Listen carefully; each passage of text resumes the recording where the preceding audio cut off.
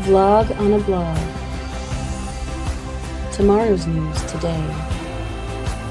Get to the truth.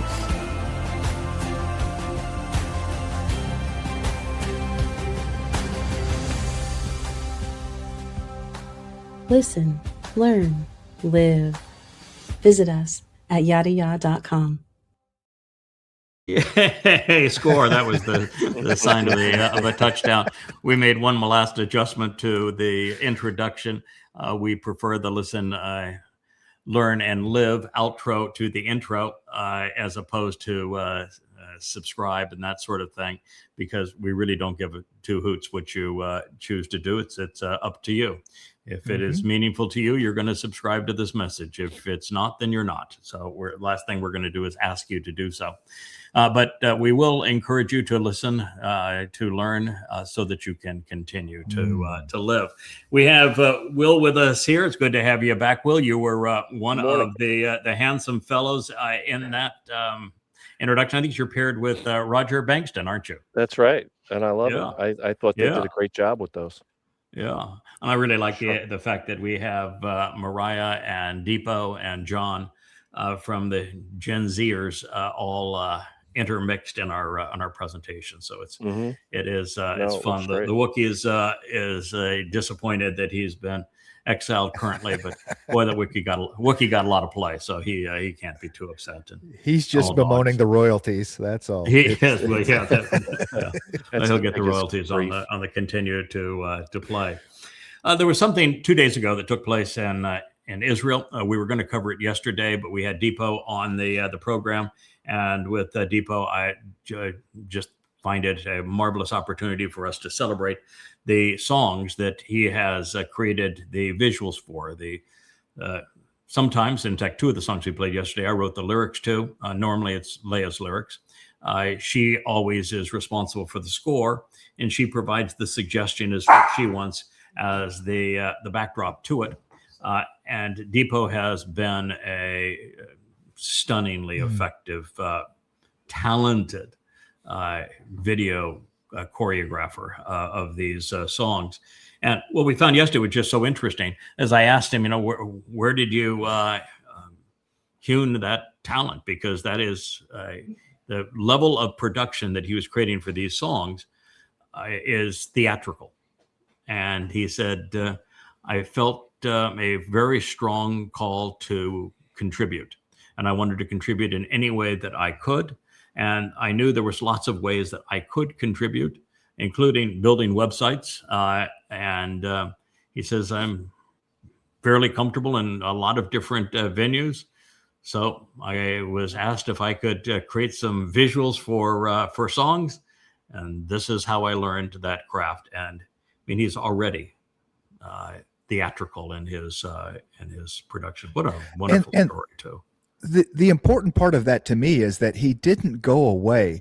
I mean, he had contacted and reached out to me, and and I'm like, hey, I'll get you with Joe, and you can work on the website. And then that didn't work out, and that's not going to work out. What else you got? And then we put him on the glossary, and he's like, hey, I'm done with that. Now, what do you know what I'm saying? As opposed to this, what can I do? He's like, literally, I can do anything. I'll figure it out, and I'll do it. He didn't go away. Yes. No, he worked on the glossary for a while. He was willing to do anything, and that just shows the right kind of attitude. And he stuck with it. And now he's such a contributor. I can't even imagine being part of the witness experience on the Temple Mount without him. I mean, you want him to be, I was going to say standing beside us, but those songs there's so many of them, they're so long. We'll probably be sitting as they play above us. But it should be seen that way. And I think the fact that he doesn't look like the rest of Israel. Not that I do or any of us do, but the fact is that he doesn't look that role is going to reinforce something that's powerfully important to Israel. That you were chosen, but you didn't choose God in return. And so the covenant was open through the Torah to everyone. And this includes our brother Dipo, whom we love as family. And if you want to be part of this covenant now, your old attitudes have to go. Yeah. Mhm. This is the covenant as it really is. And if you want to participate, you don't get to change it Yeah. to suit your peculiarities. I just think it's and oh, by the way, there are women in it too. And I know you don't like to spend time around women, but you're going to have to get over yourselves. Mhm. And we actually use Yahweh's name, and you don't like to do that, but as I say, get over yourselves. It's time you change. So anyways, beautiful presentation. Okay, day before yesterday in Israel, we had the man that I disrespect second most in the world today. The most reprehensible man in the world today is Donald Trump, far and away. But the devil's advocate is Netanyahu. Mhm. And while we dearly love Israel, and we do these programs on behalf of Israel, calling Israel back home, Israel's a tough damn audience. And unfortunately, Israel is committing suicide with every post, with every breath. And the most suicidal of all Jews at this point is Netanyahu. He is in this endless march of war, as if death somehow is going to become Israel. Mhm. He decided to do as I knew he would, try to recover from his utter failures on October 7th of 23 by invading Gaza and destroying Gaza. He destroyed Israel. Mhm. That's right. Not destroy Hamas. And he never did go after the actual foe, which is Islam. He simply destroyed Israel. He didn't commit genocide. There's more Muslims in Gaza than ever before. But he might as well committed genocide of Jews, because he galvanized the entire world hatred over Israel for what he did. And now that we are on the precipice of having the world's economies and even food supplies tragically compromised because of his ongoing desire to re-engage in war with Iran, the world's going to double down on him. And they're not going to double down on him, isolated him. He took all of Israel with him. Mhm. And unfortunately, he is very difficult to oppose in Israel because they have the godforsaken parliamentary system, which is the system of bribes. Parliamentary, what they would call democracy, I won't call it democracy, is the worst system. I think it's worse than even having a monarch. And that's because the voters don't actually vote for men or women. They vote for political parties. And you can see just how violent the shifts are. Like in England with the parliamentary system, Starmer's party won with 2/3 of the vote. And 2 years later, he didn't have even 10%. That kind of swing is just shows you that there's no substance to any of this. Mm-hmm. And in Israel, what happens, because there are some 12 different parties, you're all assigned, based upon the number of votes, you're assigned seats in the Knesset. And those are called mandates. And so each vote totals some number of seats. And because Israel has two very large, exceedingly inflexible minorities who vote like it was a religious duty, like they're ordered to do so. There's no democracy in it, it's religion. And that would be all of the anti-Zionist religious parties, the ultra-Orthodox parties, the Haredim and the ultra-Orthodox parties surrounding them. They collectively represent a little more than 20% of Israel. And then you have the Muslims that represent, and they have parties, there's Israeli Muslims, and they represent a little over 20% of Israel.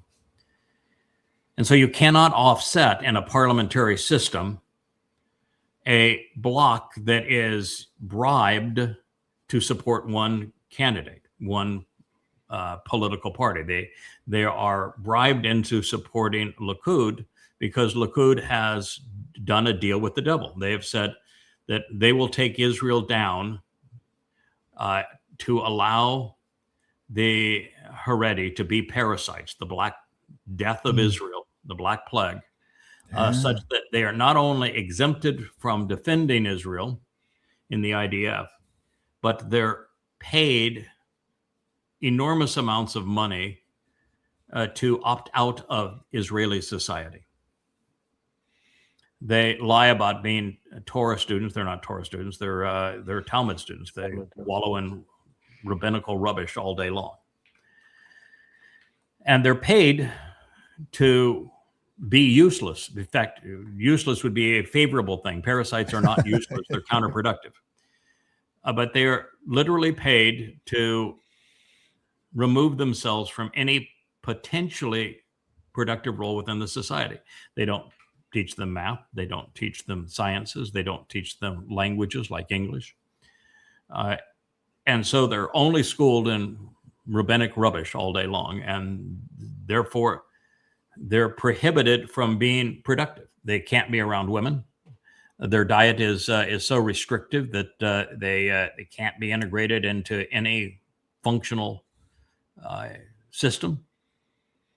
Everything to them is a rule, and they play holier than thou with their goddamn rules. So they're useless, and worse, they're parasites.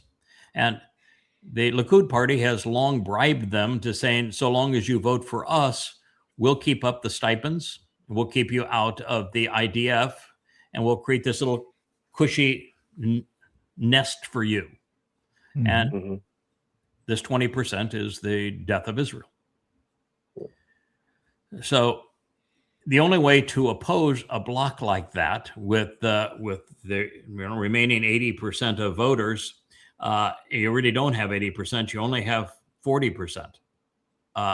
It means you have 60% because you have another 20% of voters that are the Muslim parties. And the Muslim parties have only once joined a government, and that was only briefly. That was the joint party of Naftali and Lapid. So with those two groups being a 40% block, of the 60% in the middle, Israel is pretty divided. Divided between moderates and left and far right. And so there is really no way to get enough votes to have the 61 mandates to elect a prime minister without the Muslim votes if you're opposed to Netanyahu's bloc. And those that are in the middle in Israel and move towards the right aren't going to tolerate a government that is with even the most moderate of the Muslims. Although Netanyahu, one time when he couldn't form a government, tried to woo them into his camp. So it's not like Netanyahu has any credulity in this response, in this respect. So it puts them in a very, very difficult position. Now, most recently, there has been a massive, this was 2 days ago, a massive shift in Israeli polls. And it's because Netanyahu did something that only a psychopath can do. He mocked a man who lost his son in a war that he himself had caused. The goal. And so this is Eisenkot, who's right now his lead contender, who was their defense minister, general in the IDF, considered a pretty decent human being. He has, the charisma of wallpaper, but he's a decent human being, and that would be a huge improvement over Netanyahu. Unfortunately, he is in favor of the two-state dissolution of Israel, so he is a libertard. And he's not electable without RAM, the United Arab coalition. And with them, he can't get any center-right votes. So it's a real mess. I don't know what happens other than if they can't form a government, the current government just continues until they can form a government. And the only way they're going to be able to form a government is they'll have to have everybody on the opposition. And then even then, it's not tenable because it will break apart as the Lapid Natali government did not long ago. Only lasted 2 years. So this is where we are now. The thing that caused the massive movement in Israel is just to show how despicable Netanyahu is in this ad. That's an AI ad that he created, and what it shows, and we'll play it here, is that it's Eisenkot's son died in Gaza, and he lost 2 nephews also in Gaza, while Netanyahu is the one who not only necessitated the war for being asleep on 10/7 and for coming up with a plan that was disastrous for Israel. His son was off suntanning in Florida. And he was empowered solely because he protected the ultra-religious from having to serve. And yet he had the audacity to create an ad that has him walk by and past and through his deceased son to embrace the moderate Arab party in Israel. And every Israeli that has seen it, apart from the brain dead like Vivid, who's a major poster, pro-Israel poster that is probably the most damaging person online for Israel, wants to vomit. So we can show it if you've got one that plays here. Here he is.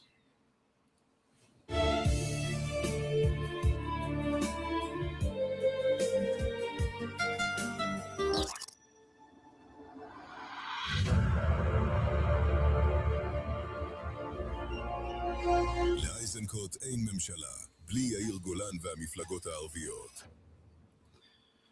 Now, of course, beyond the insensitivity, and that's not just sensitivity, the complete lack of a moral compass for Netanyahu to create an AI ad that has his chief rival walk past and ignore the son that he lost to a war that Netanyahu caused to happen by his negligence.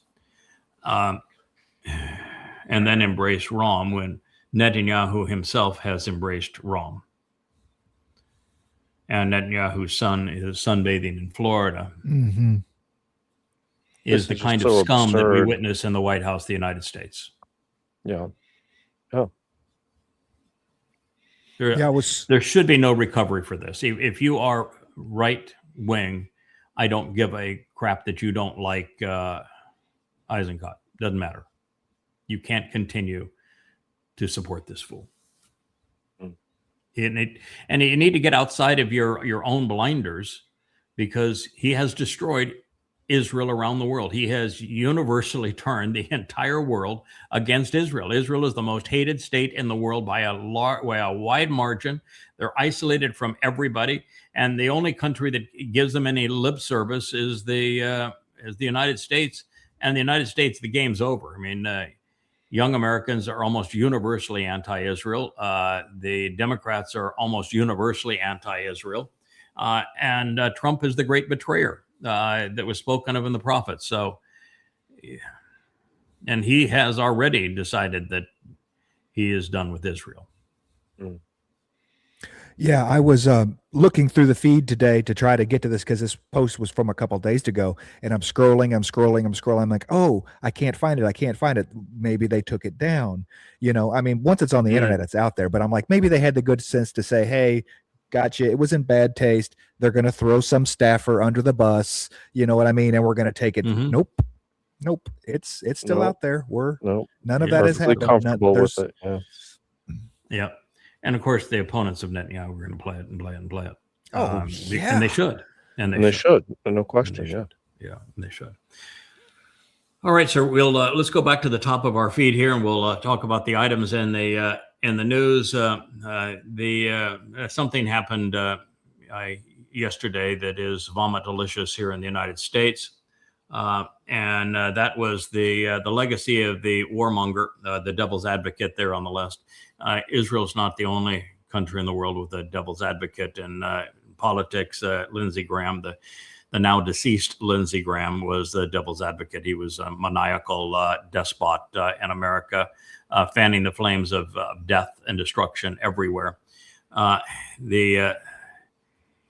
His legacy is to have the U.S. Congress in a narrow vote approve the $1.1 trillion defense appropriations bill. There was the longest time that the Department of Defense was $200 to $300 billion, and still it was about 80% of the entire world spending was the United States. And it jumped up to $400-500 billion, and it was $600 billion for a good long time. And now it's 1.1 trillion for a country that is 40 trillion in debt, and that has just started a war that they cannot end, that is destroying the very petrodollar that is underpinning this deficit. So that this piece of shit here with the gold tie has destroyed the country in doing this.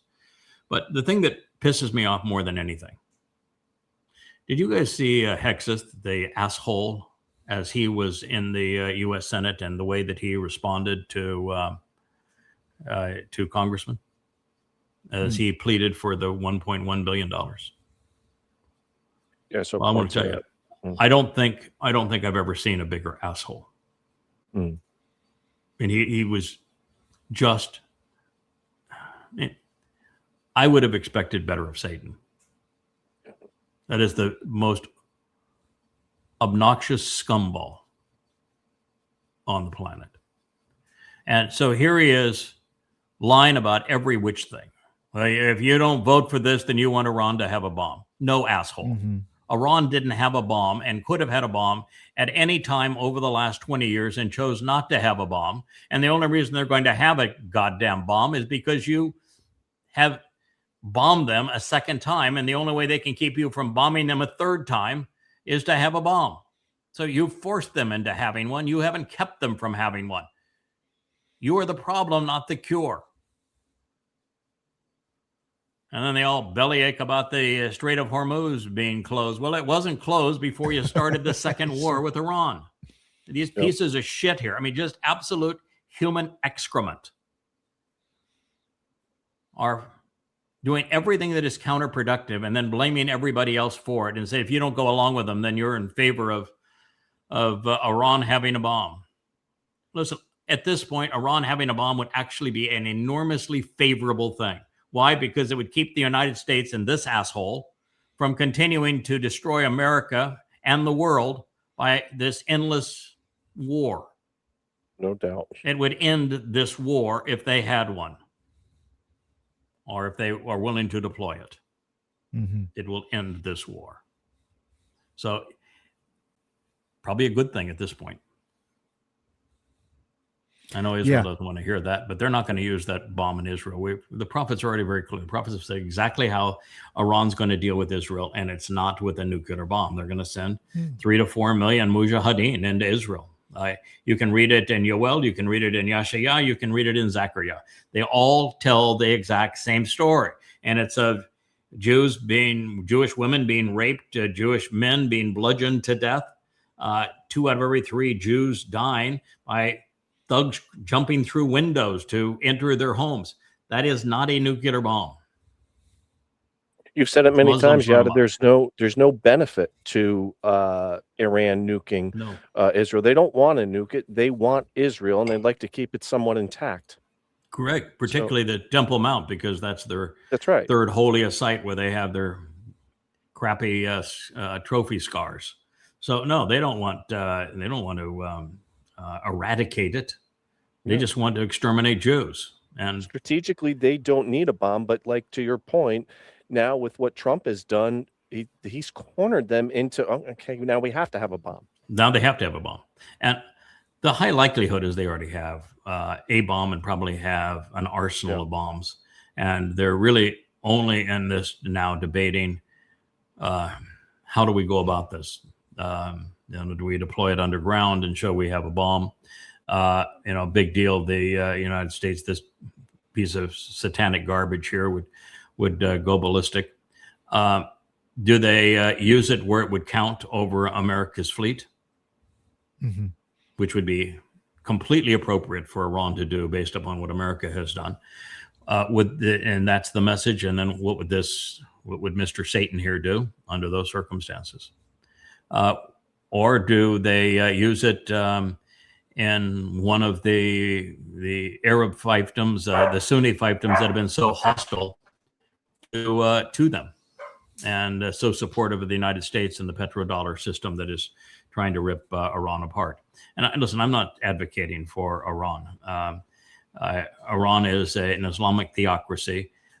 There's really no difference in my view of Iran and any one of the other 55 Islamic majority countries. I am the foremost expert on what's wrong with Islam. You can read my 5 volumes of Goddamn Religion. They're free at yadayah.com. I know more about Islam than anybody alive in this world by a long shot.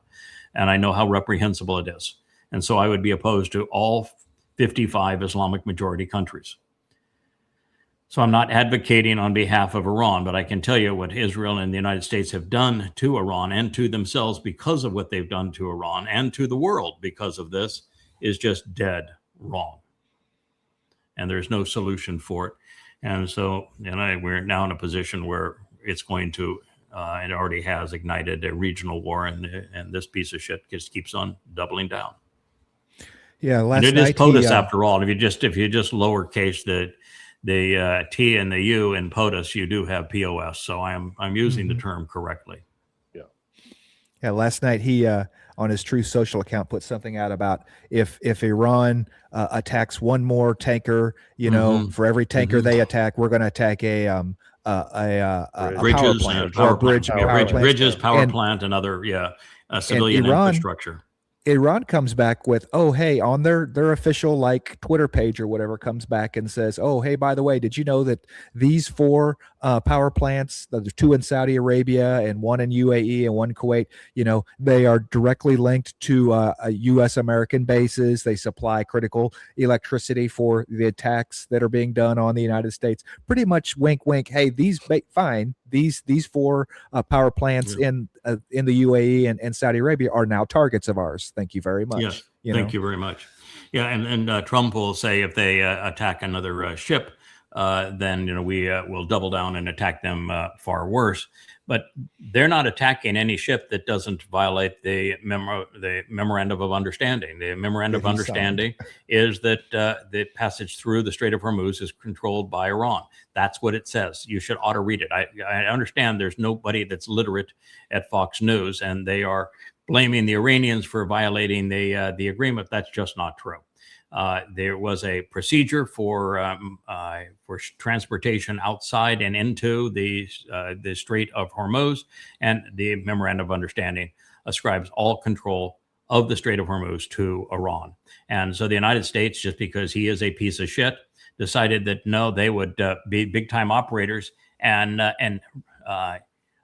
welch on the deal that he had signed and try to bring sneak tankers through an Oman corridor. And in the Oman corridor, the Iranians did exactly what they said they were going to do if they tried to do this, as opposed to honor the deal that they had made.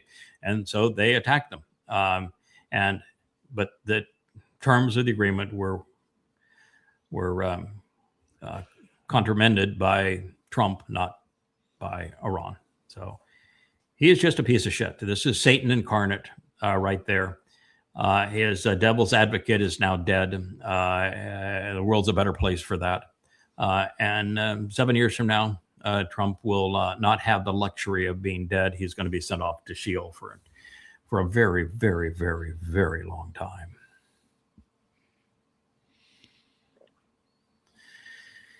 This is the first conundrum that I solved when I started doing as Yahowah had asked me to do. After I finished my work on Islam, exposing and condemning Islam on behalf of his people, I resolved this conundrum.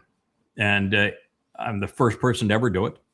And it's one of the most important insights ever, and I think in human history, is that in religion, heaven or hell is one or the other, is the terror that is used to control the masses. Mm-hmm. Whether it be Islam, where the torment in hell is perpetrated by Allah turning people over a cauldron of fire, making them drink molten pitch and roasting their skin off only to give them a new skin so we can roast them some more. Or in Christianity, where it's perpetual torment and fire. Fear of hell is what's used to control people so that they become easy to manipulate. And if you're a reasonable person, which the faithful are not ever, the religious are not ever reasonable, but as a reasonable person, you would know that a God who says, you will either worship me, you will either obey me, you will either capitulate to me, or I will see to it that you suffer an eternity in hell, that sign could not have been a sane deity. That individual was not capable of creating life or this universe, and that God would be sadistic, akin to Satan, and unworthy of any attention, much less worship. So if you're a rational person, you know that if that is what the God said, that God is not God. He is a demonic influence. And that is what keeps a huge percentage of atheists and agnostics, is that in every religion, that's what they propose, with exception of Judaism, where they deny everything. They deny heaven, they deny hell, they deny salvation. It's a religion for the purpose of being religious. So what I learned when I started translating Yahowah's testimony, and I began on the book of Hoshea, which you'd think is a kind of an odd place to start because a friend of mine, the man that actually taught me to write 25 years ago, and write in the form that you could actually compose a book. Anyway, that's a skill set that not a lot of people have. And he taught me how to do that. And he was writing a book himself, which I named for him, Future History. And in that book, he began with a analysis of the book of Hoshea, and he asked me to review it, and I said, "Well, okay, I'll do so." So I decided I would go right to the core of it, and see if I could understand it from the Hebrew, and that's when I began to translate.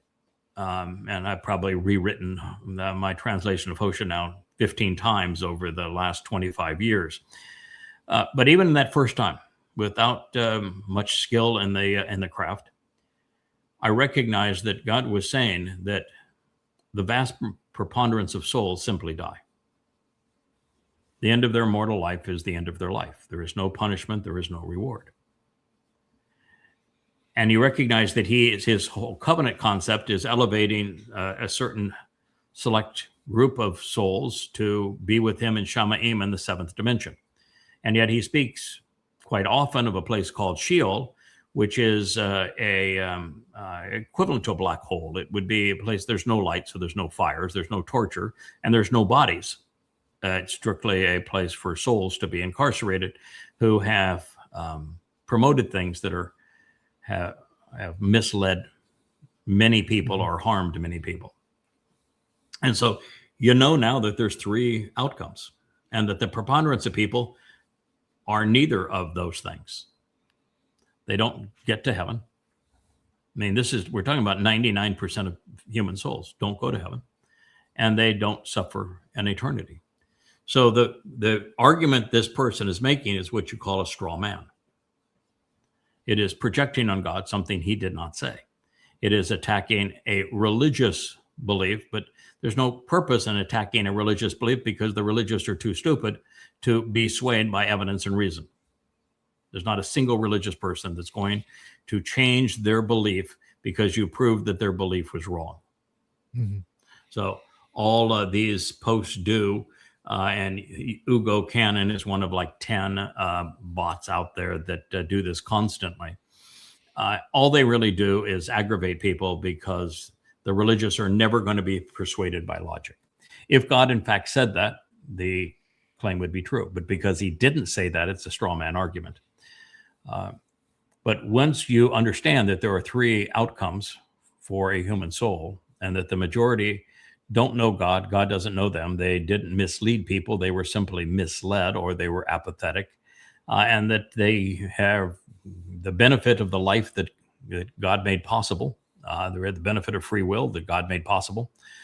They had access to the Torah and prophets that he inspired, but chose either a religious alternative, a political alternative, a conspiratorial alternative, and therefore they didn't know him. He doesn't know them. There's certainly not going to be an eternal life. God's not going to take such a person and say, you completely squandered this life and were lost the entire time. So nothing I can do with you. And you didn't, though you weren't an Auschwitz guard or an inquisitioner. Therefore, you weren't a jihadi tormenting my people and raping them. So death is the end of your life. Goodbye. That's just it.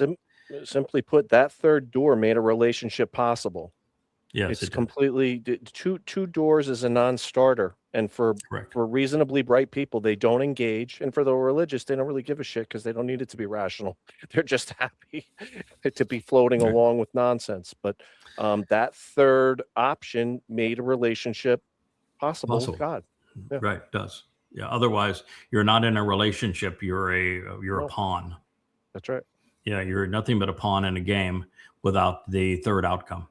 Mm-hmm. And I came to recognize it 25 years ago, and it was something that no one else had ever perceived, no one had ever written about, no one had ever and it's promoted. Still among the most profound, Yada, of all the still things. Is. I mean, it really sets the whole thing in motion to get going and embark on a relationship with Yahowah. Because if you don't have that, well, it's not really worth it, right? Yeah, it is. It was a door that opened up everything to evidence and reason. From that point on, you can think your way through every eventuality and every opportunity that God provides based upon that knowledge. And it was sitting there in the book of Hoshea. Now, the primary theme of the book of Hoshea is important for Israelis to know. And that theme is that Hoshea was asked to marry a religious prostitute. And the reason was that God wanted empathy. He wanted Hoshea to have an appreciation of what he had endured up to this point with Israel. And that would have been from year 2000, and all the way up to Hoshea's time, which was 700-ish BCE. So from the very time that he engaged with Abraham and Sarah, through Yishak, Rebecca, all but Leah, but certainly Rachel, Jacob and Esau, and all of their sons, they were obnoxious. And it went worse from there. I mean, I'm dealing now with Hoshea in the 10th chapter, or Isaiah in the 10th chapter, and he's writing this travel log as to how we get to the Choder. And every word that he brings up is right in your face, Israel. This is who you are, and it's really nasty. So in the book of Hoshea, Yahowah is telling Israel through the prophet Hoshea that your religion, your propensity to be religious, has caused you to be completely unappealing to me. You have broken the covenant, and the first condition of the covenant is that you have to walk away from religion, politics, and conspiracy. And so you have wallowed in religion, and that's not salvageable. I can't fix that. And while you're religious, I can't even relate to you. So I'm divorcing you. This is my letter of divorce to you. I am leaving you. I'm going to heaven, and I will not return to you until you return to me. And that sets up the entire story, because the return is only with the remnant. There's two ingatherings prior to that, Shabuah and Towrah, one in about 10 months and the other 7 years. And then this final remnant, and that's all that returned to Yahowah. And so, the Israel posters like to have, well, Hashem has our back. No, he doesn't. Mm. None of your back, none of your side, nothing. He is, at this point, all he is angry and disgusted at you because you become so religious and so political. So that's the principal theme of the book of Hoshea. It's the divorce decree between Yahowah and Israel. Now, because he divorced Yahowah and Israel doesn't mean that he went and found somebody else. Israel is still his chosen, and he's going to wait for them to return and choose him back in return. Doesn't mean you're excluded if you're not part of Israel, because you can become part of Israel. The Torah provides a way for that to occur.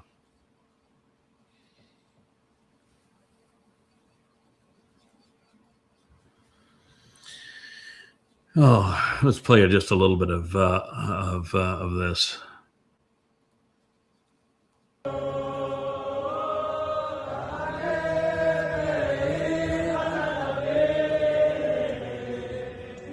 Where are they? What are they singing to? Yeah. What are they bowing to? Well, it's not a mosque. It's the Dome of the Rock. The mosque is to the right of that. If this is the western side.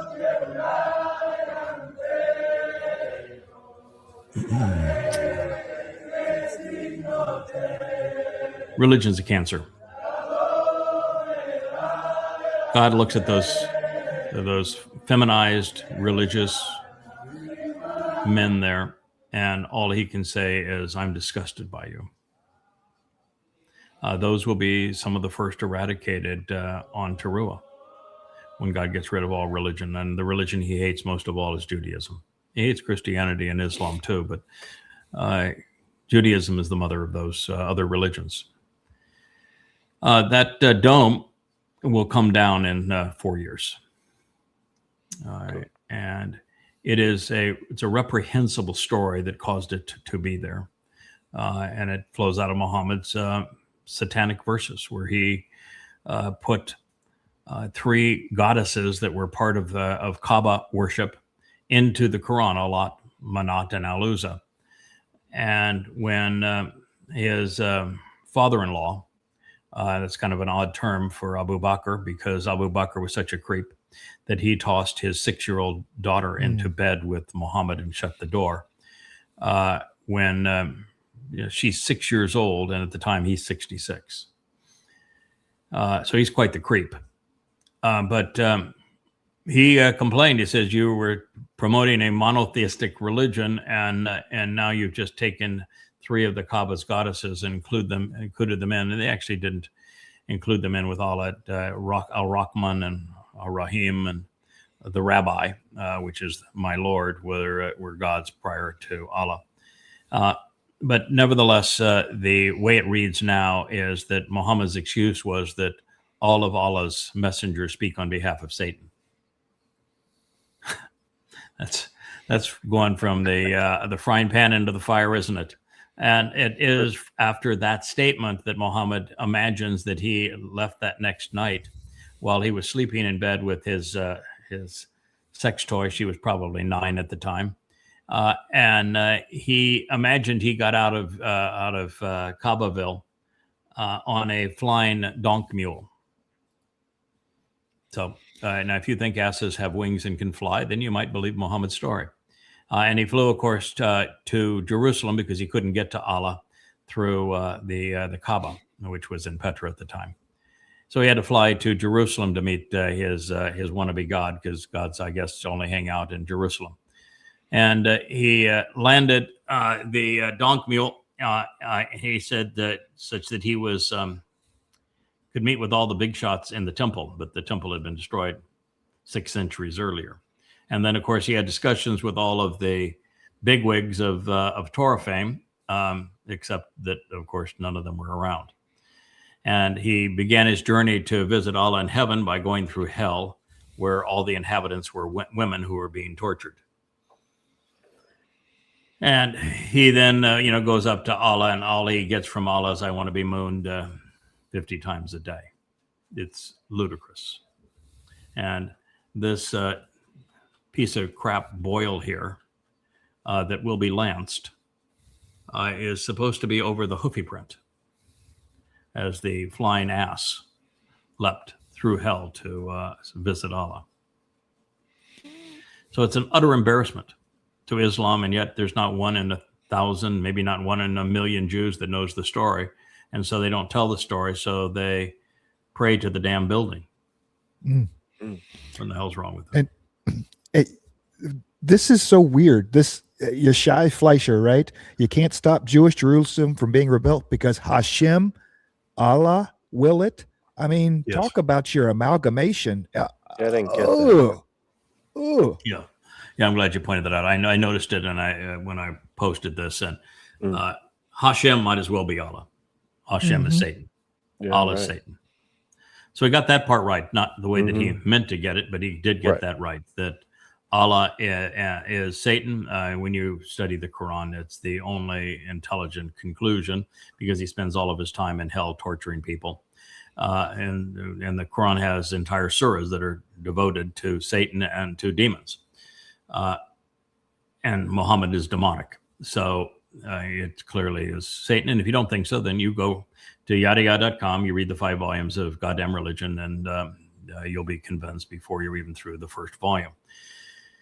Now, Hashem is one of the great tragedies of Judaism. It assures that every practitioner of Judaism is excluded from heaven, because the negation of Yahweh's name is unforgivable. That's what he wrote in the third statement on the first of the 2 tablets, is that the negation of an erasure of his name as Yahweh is unforgivable. So rabbis excluded all Jews that believe them from heaven and from Yahweh. And they replaced Yahweh's name with Hashem, which is the name. It's one of the great travesties, one of the great crimes that has ever been permitted. And if it wasn't for that crime, there would be no Christianity, there'd be no Islam. So that crime not only cost Jews access to heaven, it created their 2 most villainous foes. Yeah. And the rabbis today have Jews around the world celebrating their Choli Day of Tisha B'Av, right? Tisha B'Av, Where exactly. 25 days of That's fasting, or 25 hours of what the. Literally, Think about the consequence. destruction of all their tragedies. Yes. Create a national holiday to celebrate or Oh, yeah, our memorialize all our tragedies. tragedies. And who's responsible for those tragedies? The Jewish religious are responsible for all of them, and Jews themselves and their opposition to God. So, yep. Good luck there, pals. You are completely and totally inept. Oh, this is a dignified. President Trump attends a dignified transfer of 4 Don't you pages. just love that dignified transfer? A dignified transfer. He's got Hexeth, who is a piece of shit. He's Satan incarnate. And this is a dignified transfer. Listen, there is nothing dignified about dying based on a lie for nothing. Yeah, dignity for who? Yeah. None of the people who have died thus far in this war, or who died in any of America's war, died defending America. I'm sorry, but you just didn't die defending America. None of you. There isn't a war that America's military fought to defend America. You know, You didn't fight World War I to defend America. You fought World War I to defend J.P. Morgan and his investments in the UK. You fought the Spanish-American War because of American colonialism and imperialism. You fought the Revolutionary War because the likes of Sam Adams and John Hancock were running competitive tea smuggling operations, and they wanted to get rid of the British competition. I mean, this is the truth. Yes, I can understand the Japanese bombed Pearl Harbor, but they bombed Pearl Harbor because of the stupidity of America leading up to the statecraft of America leading up to that position, and the double stupidity of leading all of those warships there. Now, of course, the America knew this was going to happen, which is why the only ships that had any value, which were the aircraft carriers, were gone, and the battleships, which had no value of any kind, were sitting there as sitting targets of something that the Japanese could go kill. And the Japanese didn't do it because they were going to invade Hawaii, or they were going to invade, which of course America stole, or they were going to invade the West Coast or East Coast of America. They had no intent to do any of those things. So sending people off to die, hundreds by the 100,000, wasn't to defend American freedom. No, it was to make people fabulously wealthy and to create what was an immoral choice, sending overall 400,000 Americans to their death to avenge the death of 3,000 is pretty damn stupid. Yep. And there was so many better ways, both in Europe and in the Pacific theater, to deal with the things that had happened. And I've talked a lot about how you dealt with the Pacific theater, and it was a very easy solution. And we just chose to sacrifice American soldiers as opposed to do it the intelligent way. And the same thing was true with hanging in Great Britain for 2 years and then sending men into the teeth of the German resistance. What we did was asinine and caused the deaths of lots of people. And ultimately, we prevailed in the war because we became terrorists. We didn't prevail in the war by machismo. We firebombed German cities, burning women and children alive every night. And then we started bombing Tokyo and Japanese cities, such that we burned women and children alive night after night, sometimes killing 50,000 people a night. We became murderous. That's how we prevailed. It was disgusting what we did. So you think there's a dignity in serving in the military? No, there is no dignity. You surrender your dignity. And the military is corrupt in every which way. Monetarily corrupt. They have the 1.1 trillion that's just been given to the U.S. military. About a third of that will be graft. About a third of it will have no value whatsoever. And look at the wars they have started. Look how disastrous what the U.S. military did in Libya. Look how disastrous what they did in Syria. Look how disastrous what the American military did in Iraq and Afghanistan and Somalia. Now in Iran. It's a force that is incredibly disruptive, murderous, and hasn't done anything worthwhile in a very, very long time. So there is no romancing of senseless death. It's one of the great travesties of propaganda, is creating this illusion that if you go and you die in the military, that you're some kind of hero. No. If you were one of those who was either killed or maimed in Iraq or Afghanistan, you were played. You were foolish to have served there. Yep. And you made a bad situation worse, which is why the suicide deaths of veterans of those wars are so egregiously high. Yeah. That's the story for me on this. Is I spoke about it 2 days ago, is the number 4. 2 days ago, we had the one little girl's picture that we wanted to circulate that was lost in this war with Iran, and then that we saw the missing guy. So there was 2, and now we have 4, and the president's saluting them coming. We're starting to ramp up. Hey, we need to defend these avenge these deaths of our American patriots and go get them. And the only way to get them is a land war. Soon he's going to have 400 and then 4,000 and maybe 40,000 the way that he's going. Yep. He is insane, sufficiently insane to invade Iran. I'm not saying he will invade Iran, but I'm saying that he is sufficiently insane. Yeah. His Secretary of War is sufficiently immoral.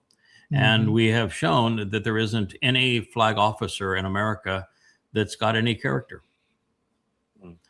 So they'll commit war crimes. They'll sacrifice the lives of others so long as, well, they're home safe and have these fancy homes given to them by the government and fancy airplanes to fly around in and chauffeur-driven cars and big stipends and the like. They'll continue to support what is literally insane. There's nothing dignified about any of those people standing there.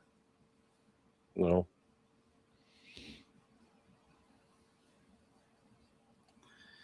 Oh, here's At this point forward, the Islamic Republic of Iran shoots a ship in the Strait of Hormuz. Well, they'll only shoot a ship in the Strait of Hormuz if you tell them to go violate the agreement that you signed. So if you don't tell them to trust you and violating the agreement that you signed, there won't be any ships shot down. And if you continue to tell them to violate the agreement, you have put Iran in a position where they have absolutely no choice but to do that. Because if they didn't do that and you violated the agreement and their control over the Strait of Hormuz ends, then they put themselves in a position where the United States can annihilate them.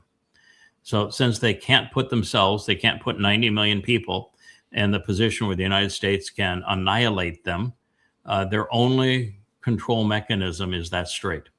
And so you jeopardize the cargo and personnel to tell people whether it's Guardian of the Sea or Project Liberty that they should trust you, and circumventing the Iranian control, they're going to be shot. People are going to die. And then you're going to use that to justify doubling down on a war, doing things that are international crimes. Blowing up bridges and power plants is a war crime. Yeah. The Houthis are in the mix too. They have one confirmed ship that they have attacked in Saudi Arabia in the Red Sea. And, so and the they're shutting down the other strait. Yeah, and the Yemenite Muslims have in the last month they have pirated 2 ships. So there's 3 down in the Red Sea. Yeah, it's a regional war now. Out of way, Donald J. Think about that. We have another strait that's gonna be closing down in the Red Sea, and we're working out a deal now with Saudi Arabia so that they can go nuclear. and you've pointed out a number of times that that's not to boil water when you're sitting on a sea of oil. I mean, I have never seen a man more destructive than Donald Trump. I cannot believe what he is doing geopolitically in no time. Things that have been in place for better or for worse for decades, even more than that. This man has come in and he's just toppled the entire apple cart. Yeah, he is the most insane and out of touch, destructive, deceitful, egomaniacal narcissist to have ever led a country. And all the long history of humanity, we know of lots of really, really disgusting leaders. Yeah. Nero, Caligula. Our example, Genghis Khan was a pretty ruthless son of a bitch.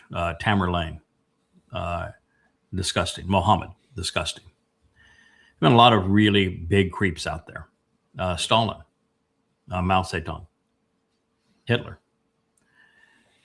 When we put it all together, You can look at the film of the speeches. You can read the words of the most villainous men who have ever led nations or armies. And it's already to the point where Donald Trump is the worst of them. Yeah. And he's just getting going. And that's remarkable. This is the man that the prophet spoke, that was the incarnation of Satan. He is betraying Israel and the world. And we have, of all things, Twistians that are enabling him. So the religion that turned God into a man so feeble that men could kill, and whose symbol is a dead God on a stick. Those who are so easily to fool are the very fools that have promoted Satan to president of the United States, and he is destroying the world. He is already and will continue to be the single worst human who has ever lived. Congratulations. I appreciate your attention in this matter.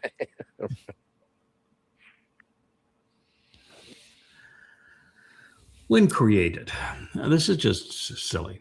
I mean, how could you not know the answer to this question? If Adam died at the age of 930 years, which is interesting because that's Noah's time as well, but he was not born as a baby. It was created as a full-on adult. Yahowah can do that pretty regularly. It's something that he's pretty good at and has done it a bunch of times. Then if he was created, so what did they use to start the count? So you think you have to have a pregnancy to start a count? I mean, if you go and you you go build something, you go build a house, do you start your count when the wood for the house was a seedling, or do you start? Built the house in year 2000, therefore it's 26 years old. He conceived Adam, who, by the way, wasn't wearing a dress. He was not transgender. And the truth of the matter is, he was 6 years old. He had been in Eden for 6 years when Adam was moved out of the garden for failing to listen to God's instructions. It's that story, same thing. Listen, learn, live. He forewent the first two and lost on the third. Fortunately for him, God cared for him more than he cared for God, and he's been given second, third, fourth, fifth, and sixth chances. But this is really pretty stupid. So vivid. Prime Minister Benjamin Netanyahu today, together with God's help, we will ensure the eternity of Israel. Bullshit, pal. Vivid is just the most reprehensible force on X. He is the most popular poster of propaganda on behalf of Israel, and every post that he posts is destructive of Israel, without exception. This is the man who single-handedly destroyed Israel's reputation in the world and isolated Israel, making it vulnerable, so that the state of Israel has been checkmated. It was checkmated in the Memorandum of Understanding. Checkmated. That means you lost. The game is over. You have no alternative. There's no play that you've got left, Israel. You've entered the time of trouble, and this man has blood on his hands. He is the one most responsible for the demise of Israel. And Vivid, you're out there promoting him. I mean, you are just a scoundrel. It's 1,000 shames on your house. And by the way, you do not have God's help. I know him personally, and he's disgusted with you.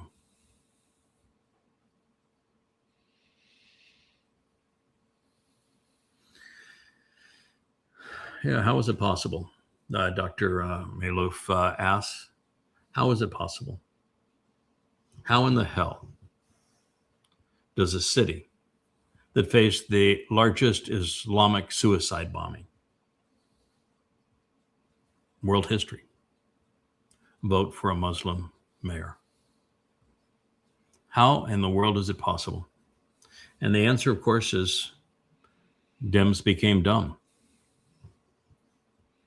As bad as MAGA Republicans are, the Dems are no better. This is the terrible plight that America's in. It's like we talked about Israel. Israel has 20% of the population that are Marxists and 20% that are religious parasites. So 20% that have no clue as to what needs to be done in Israel to save the nation, and 20% that wouldn't lift a finger to save the nation. And you can't function that way. But America's worse. You have 40% of Americans that are Marxists and have their heads up their tuchus. And you have 40% of Americans who are MAGAs and have no head. No head, no heart. They are the ultimate zombies. I don't know which one's worse, but I can tell you can't save the nation when you have 80% of your people isolated into those two groups. Can't be done. That's right. No. Yeah, There is no lesser of two evils under those circumstances. This So that is so how it simple. happened. Mhm. Yes, This is so it simple. is so simple. And you know, 9/11 was perpetrated by fundamentalist Muslims. They confessed to the crime. They shouted Allahu Akbar, and we found that 100% of the participants were Muslims, and they did it in the name of their God, Allah. There's no question whatsoever about it, and they did not corrupt their religion. Islam is a death cult and always has been a death cult. In fact, in the first 100 years of Islam, the religion killed 200 million people, which is 1/3 of the Earth population at the time. Yeah. Congratulations. Yeah. Where did they come from? All 19? Where did they come from? I think it was 17 Saudi of the Arabia. 19 came from Saudi Arabia. 16, I think, Arabia. of the 19 came from Saudi Arabia. The others came from mosques that were in other places, and their heritage drew them in. I think there was one Lebanese Muslim, one Jordanian Muslim. But the locus of concentration was the land where Islam was born, Saudi Arabia. Mm-hmm. Yeah. Unbelievable. The tagline, 9/11, never forget, right? They have the Holocaust, never again. Okay. And the 9/11 tagline is never forget, and you forgot. Yeah. That's exactly. I don't think they forgot. I was in the front lines on this thing. Not only did I spend a lot of time at the top of the World Trade Center, giving speeches and other kinds of business affairs there. I wrote the two most definitive books on Islam at the time. Mm-hmm. I'm the only person that interviewed Al-Qaeda and lived to tell the tale. I did 10,000 radio interviews on this. I mean, I was in the midst of this fight. Mm-hmm. And I can assure you they didn't forget. They never understood. Mm-hmm. Mm. Yeah.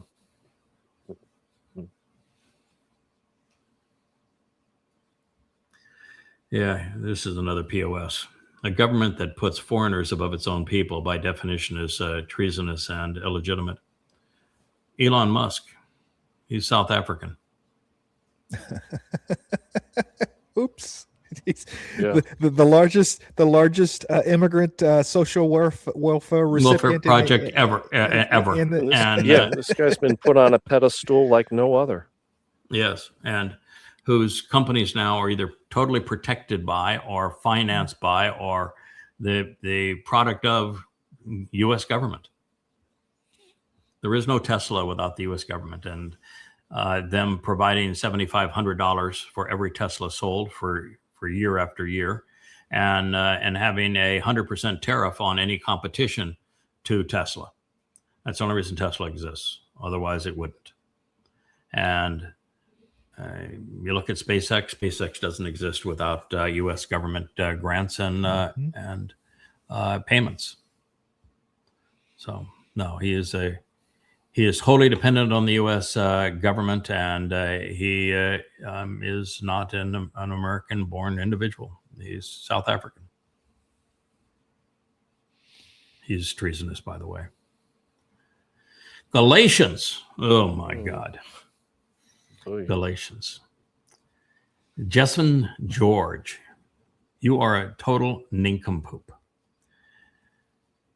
In the 5 books called Twistianity that I wrote against the religion of Christianity, this being an example of one of the 5, they are, as you can see there, the darker text is where I'm citing the Christian New Testament. I created my own translation of the earliest 69 manuscripts, the 69 manuscripts that predate Eusebius's Malfeasance.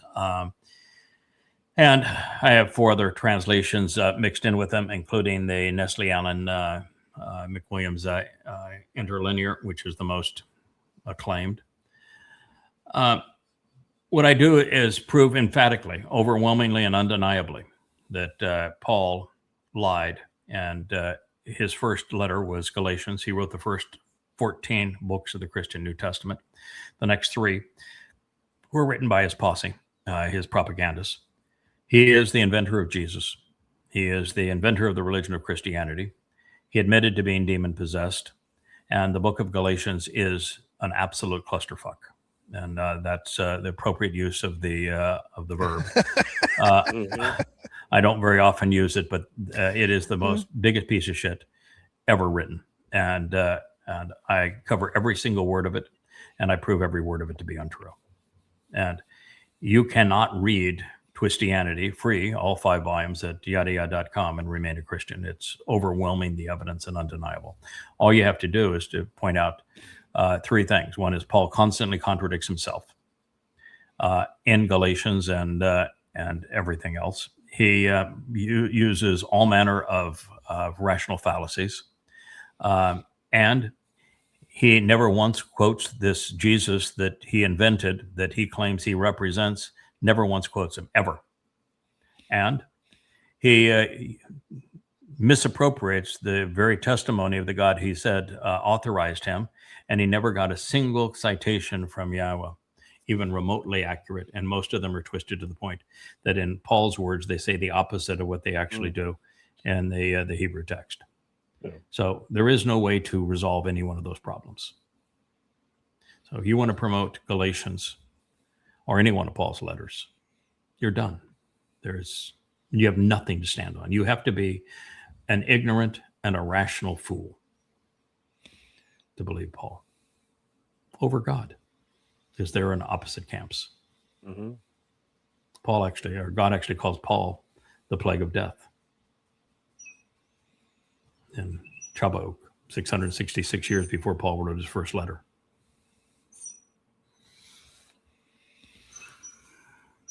Yeah, this whole quote is just weird because it's all about God will reward for whatever thing, I guess.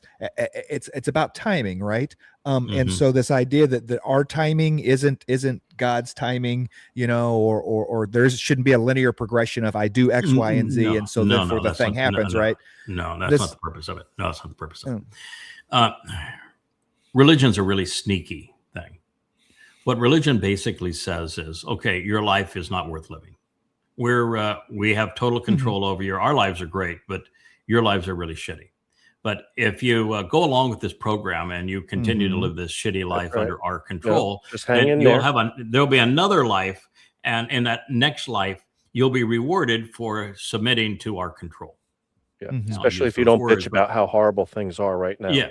It'll be wonderful That is the nature of all religions, every single one of them. We're going to control you by acknowledging that we have made your life really shitty, but you'll get a reward in the next life. And the whole thing is, you suffer now, God will reward you for suffering later. Mm-hmm. Just hang in there. Just hang in. Of course, there's never been a delivery on that, but that's the lie that has underpinned all religions for all time. That is the lie that's being promoted here. Paul had no following other than, he had somebody that like Barnabas that was with him, and then he cursed Barnabas. He tried to win over Shimon Kefish, who's known now as Peter, and then he had to condemn him. And he was condemning Yahuwah and John. He condemned Jacob. When he finally is writing Timothy his last letter, he says, I've been abandoned by everybody. And his whole life was just a shit show. He was miserable. And no one believed him because, well, it was obvious he wasn't telling the truth. It's just same thing in the Quran. Those who knew Muhammad best, those who actually listened to him, those who knew Paul best, who actually listened to him, knew he was a bag of manure and wasn't even remotely telling the truth. And so he even had to use this line for himself. Okay, so everything has ever gone bad for me, but I have hope that it'll turn around. Well, of course it didn't. He died in Rome in 66 CE, completely alone and miserable.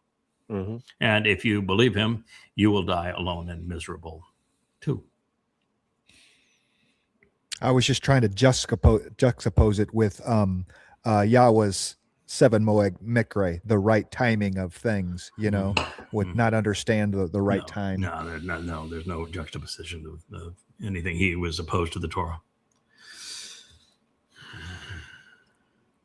So this is Hexeth walking down. Boy, what an ugly hallway. I mean, look at that ceiling. I mean, reasonably low ceiling, all gray walls, no gray floor, linoleum, gray, faux gray walls, gray ceiling. I've seen tombs that are more appealing than this.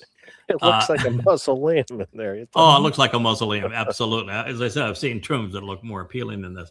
And you have the secretary of assholes walking down, and somebody reports, just to me one thing: how are you going to win this war? How are you going to win this war? He just walks right past him. And the answer is he can't answer the question because there is no way to win this war. There's literally no way to end the war. There is nothing America can do to prevail. That's why the 2 agreements, the one verbally that Trump accepted and the one that he signed, were surrender documents. The war cannot be won. There is literally nothing that can be done. And America really has 3 choices: to continue and to destroy the world in the process. World starvation and economic collapse will be the consequence worldwide if America continues the war. Second is to go back to the memorandum of understanding, which is to write a surrender document and agree to surrender.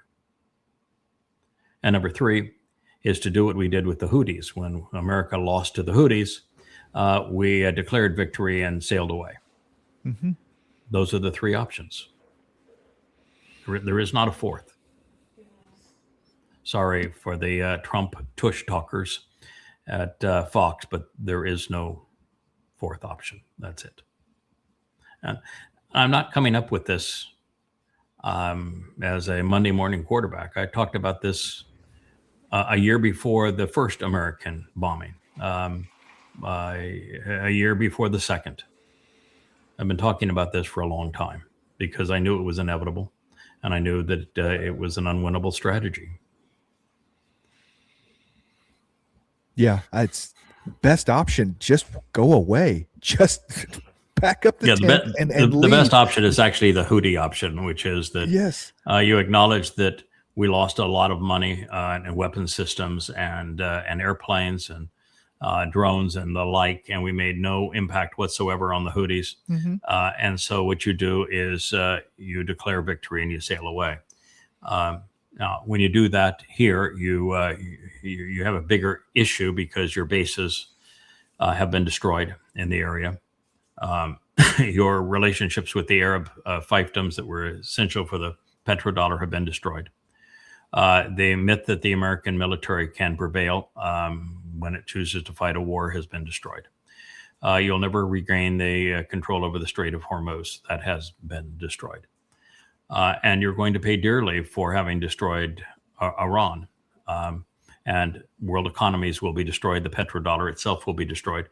So you're not going to be able to walk away and not have to deal with the aftermath of all of this.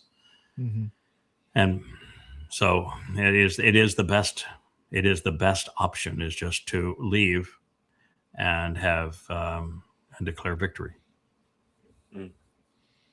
Yeah, I guess That's not going to happen at this point. in that sense, the 320 billion pales in comparison to the economic damage to the dollar. Whenever Saudi Arabia says we're not on the Bretton Woods anymore, I guess you can dangle nukes in front of them and say, "Hey, keep up with the Bretton Woods agreement, and we'll give you nukes." I mean, I don't know. Yeah, actually, Saudi Arabia has bailed on the Petrodollar agreement about a year and a half ago.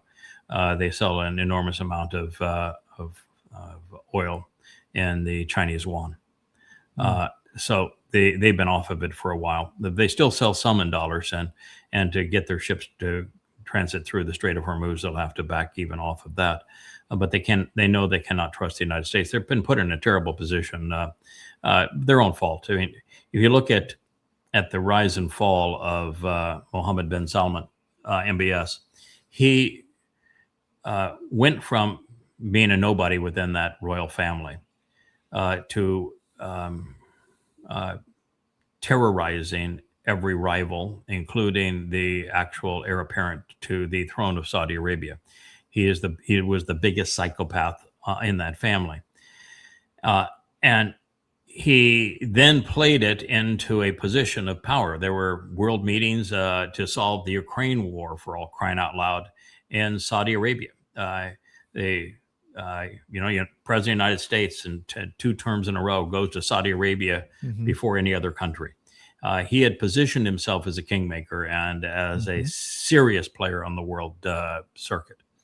And that's all gone. Now he's going to be lucky to survive his own people and the destruction of his country.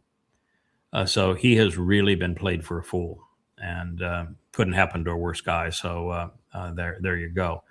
But that's true up and down the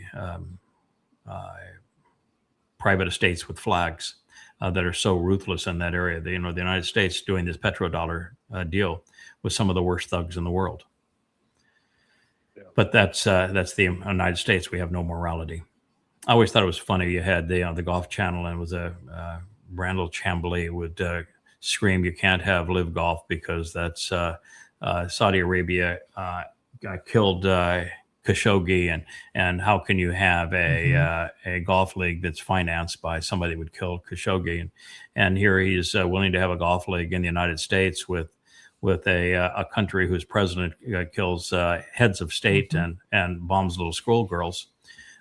And he not smart enough to realize that if Saudi Arabia is spending their money for golfers to play golf, that's a hell of a lot better than them spending the money for anything else. But stupid reigns supreme throughout this country, particularly in the media.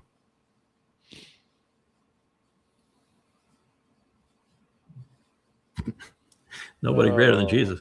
Well, sure. I must be, because I must be. And I have to be, since I killed it. I killed him, yeah.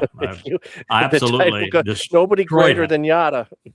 Yeah, so I'm going to tell you, there can't be anybody, well, I'm not going to say there's nobody greater than me, because Dode is clearly greater than me, and Yahowah is greater than Dode. But I will tell you that I killed your Jesus. And it wasn't even a difficult undertaking. We sent our number 3 guy to take him out. We sent our number 3 guy. We killed your Jesus. So, you ought not be bragging there. It was relatively easy. I mean, just the bottom line is that you can't create a religion through counterfeit, and everything about Jesus is a counterfeit. It's either counterfeit of Dode, who's the actual Messiah, Son of God, chosen one, and Savior, who fulfilled Passover by being crucified in 33 CE, and you just stole everything that he did. And then you stole ever more from Dionysus, the Greek pagan god, who was the model for resurrection and rebirth, and birth as a baby god on Christmas, and death during the vernal equinox. And so with Easter week, you even took the Easter name from his mother, the pagan goddess, the mother of God, the Queen of Heaven, Ishtar, which was Astarte. So everything about Christianity is a fraud, and it's exceedingly easy to prove. The 5 volumes of Twistianity. I killed Jesus, and I left nothing Nothing. There's not a shred of credible evidence that can be marshaled in favor of the myth.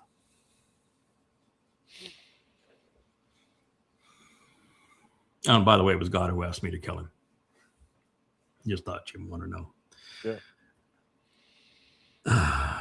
Angel, welcome to heaven. There is no more sadness. Oh boy. And me. What about the ones that didn't make it? That didn't come with me. I'm sad for them. Well, here's the deal. You're not going to have a body in heaven. There's no gates in heaven. It's a 7-dimensional construct. So the moment, so long as you can't get beyond your body, and this guy, he's all about being black, and he wants the numbskull to be white. So he can't get beyond skin pigmentation. But until you can get past bodies and you understand the merit of a soul and the uselessness of a body, you are never going to understand heaven. But as it relates to no more sadness, that's not true. It's just not true. God is going to make certain that the things that he does during this next 7 years, particularly in the last 15 days, are so vivid that we will never forget. We just can't forget, because what we've done as humans is so reprehensible with religion. He does not want us to ever forget what the consequence was. So we're going to have vivid memories. What would be the point of the experience? What would be the point of experience if you're going to forget it, right? You're going to wipe it all out.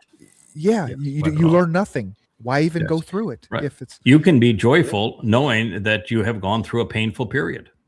In fact, I think you can be more joyful having made it through a painful period, because you have more confidence and you have a comparison. And you have a comparison now. I mean, what is joy if there is no anxiety as the alternative? What is love if there is no hate? What is life if there is no death? You have to have that comparison to have an appreciation for the other side. So, no, there's an absolute memory of what has happened previously. And I've been on the other side of this, where I have said, you can't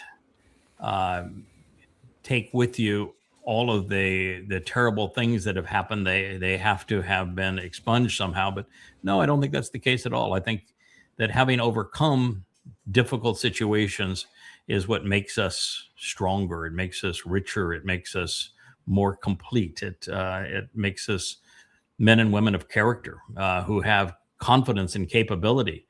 And it gives us the contrast we need to appreciate where we're going and where we are.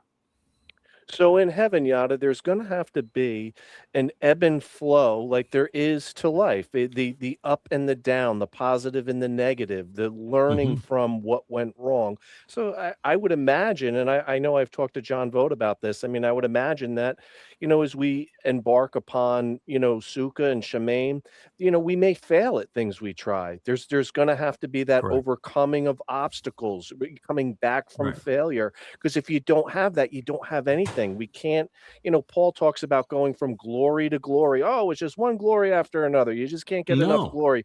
That could not, you could never sustain that'd be like that Twilight Zone episode where the person thinks they're in heaven because everything, they win the lottery, they get the date with the prettiest girl.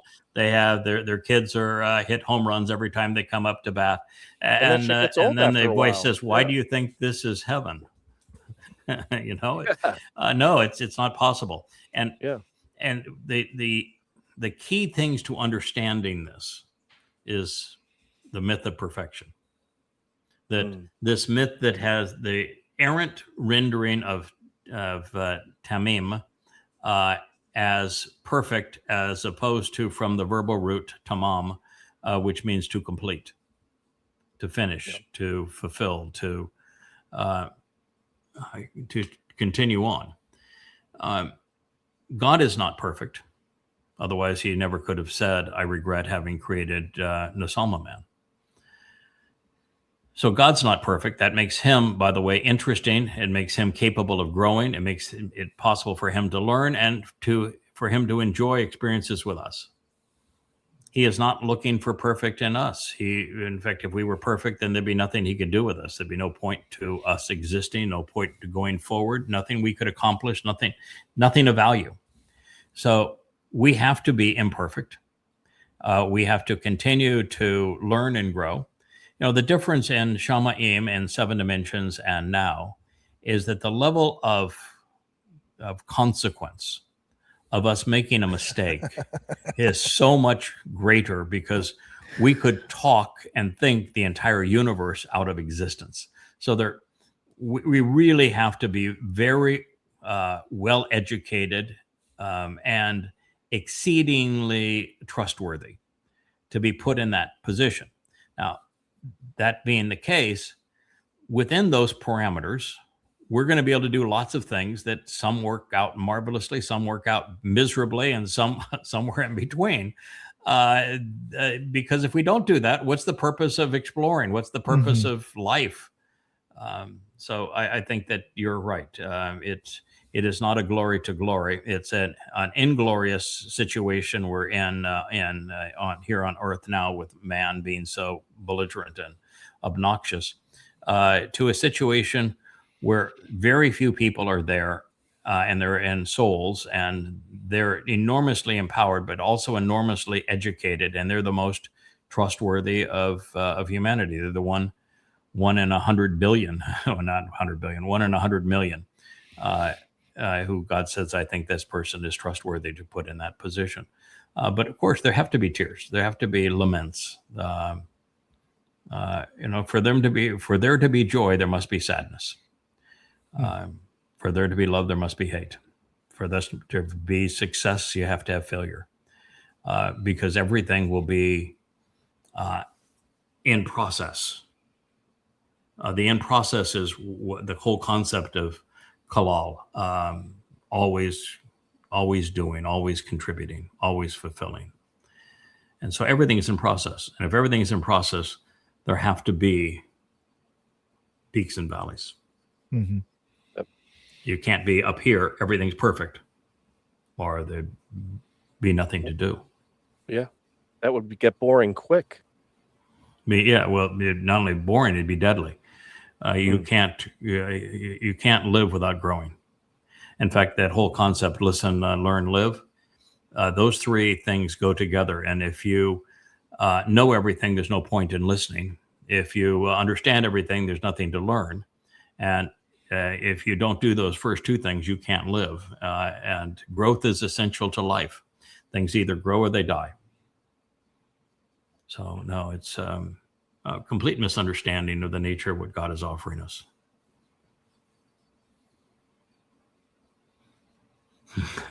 So they're marching in the streets of the UK. Allah, Allah, who the F-bomb is Allah. It would do people some good, rather than just taunting folks, to actually know the answer to that question. But you look at this scene here, and the people in the street are celebrating Islam. Well, not all of them, but some of them are. You can see they have the head dress on and the scarves on and that sort of thing. So it's really an interesting mix. I don't know what this ragtag group is, but it's not very impressive. And it's just sad. You want to know who Allah is? Read Goddamn Religion. This is volume 1. There are 5 volumes like this. They are 825 pages apiece. In these books, I cover everything that can be known about Muhammad, about Allah, and about Islam. There's literally nothing that you can know about Allah and Muhammad and the inception of Islam from the Quran and Hadith that I do not present in those 5 volumes, and they are irrefutable. I base the entire case against Islam on Muhammad's and Allah's words and deeds. And I prove that Allah is not a God and Muhammad's not a prophet.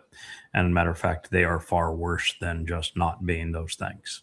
They're the antithesis of those things. So rather than chanting, fill your brain with some information that's useful.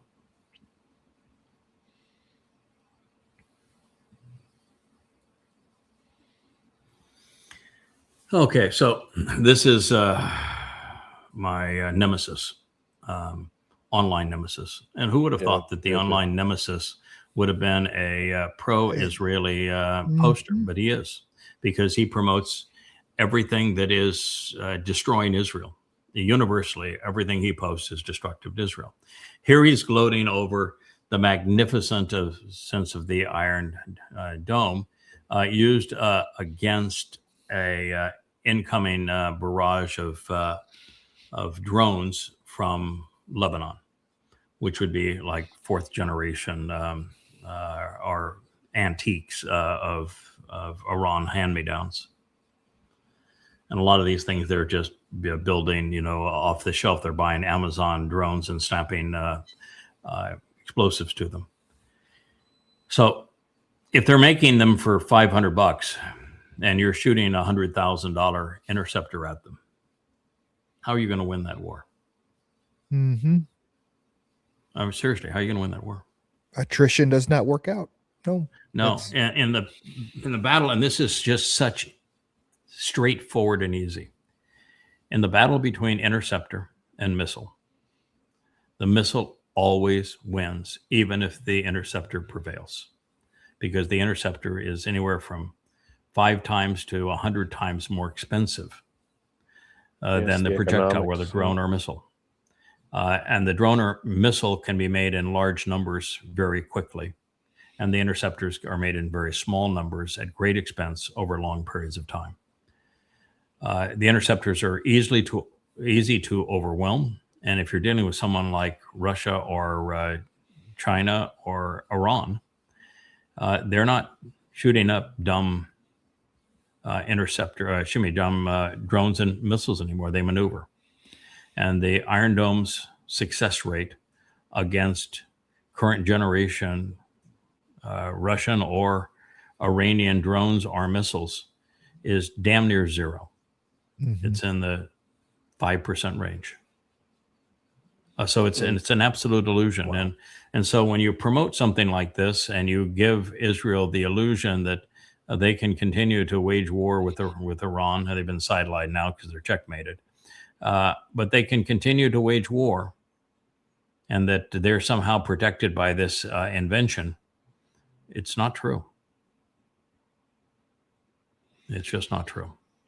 And it's going to be a very bitter lesson for Israel. And I've been saying this for 5 years now.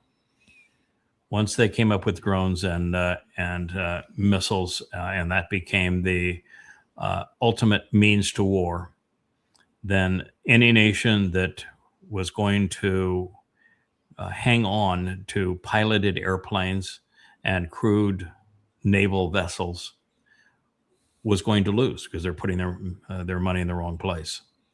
And that those that were going to try to defend themselves with interceptors, as opposed to being offensive by being the leading manufacturer of drones and missiles, they were going to lose. Israel has made every possible mistake it could possibly make relative to piloted airplanes and submarines and tanks and helicopters and all this kind of stuff. Yeah, F-35s, F-15s, their Merkava tanks. Look at in the war with Lebanon. I mean, they lost a quarter of their tanks. Mm-hmm. No, that's right. Israel is equipped for a war that will never be fought, or that they will lose. But they couldn't deal with 10-7, could they? They couldn't deal with jihadists and tenny rompers. Yep. So guess what the Muslims learned from that? Oh, yeah. Overwhelm them with jihadists. Mm-hmm. That's why Iran's going to send 3 to 4 million in over the next 7 years. Israel's indefensible. And read the prophets. It's in Zechariah. It's in Yoel. It's in Hoshea. They all said the same thing. They all spoke of this flood of terrorists that's entering Israel during this 7-year period. Individually, it would be enough. Collectively, it's overwhelming. Mm-hmm.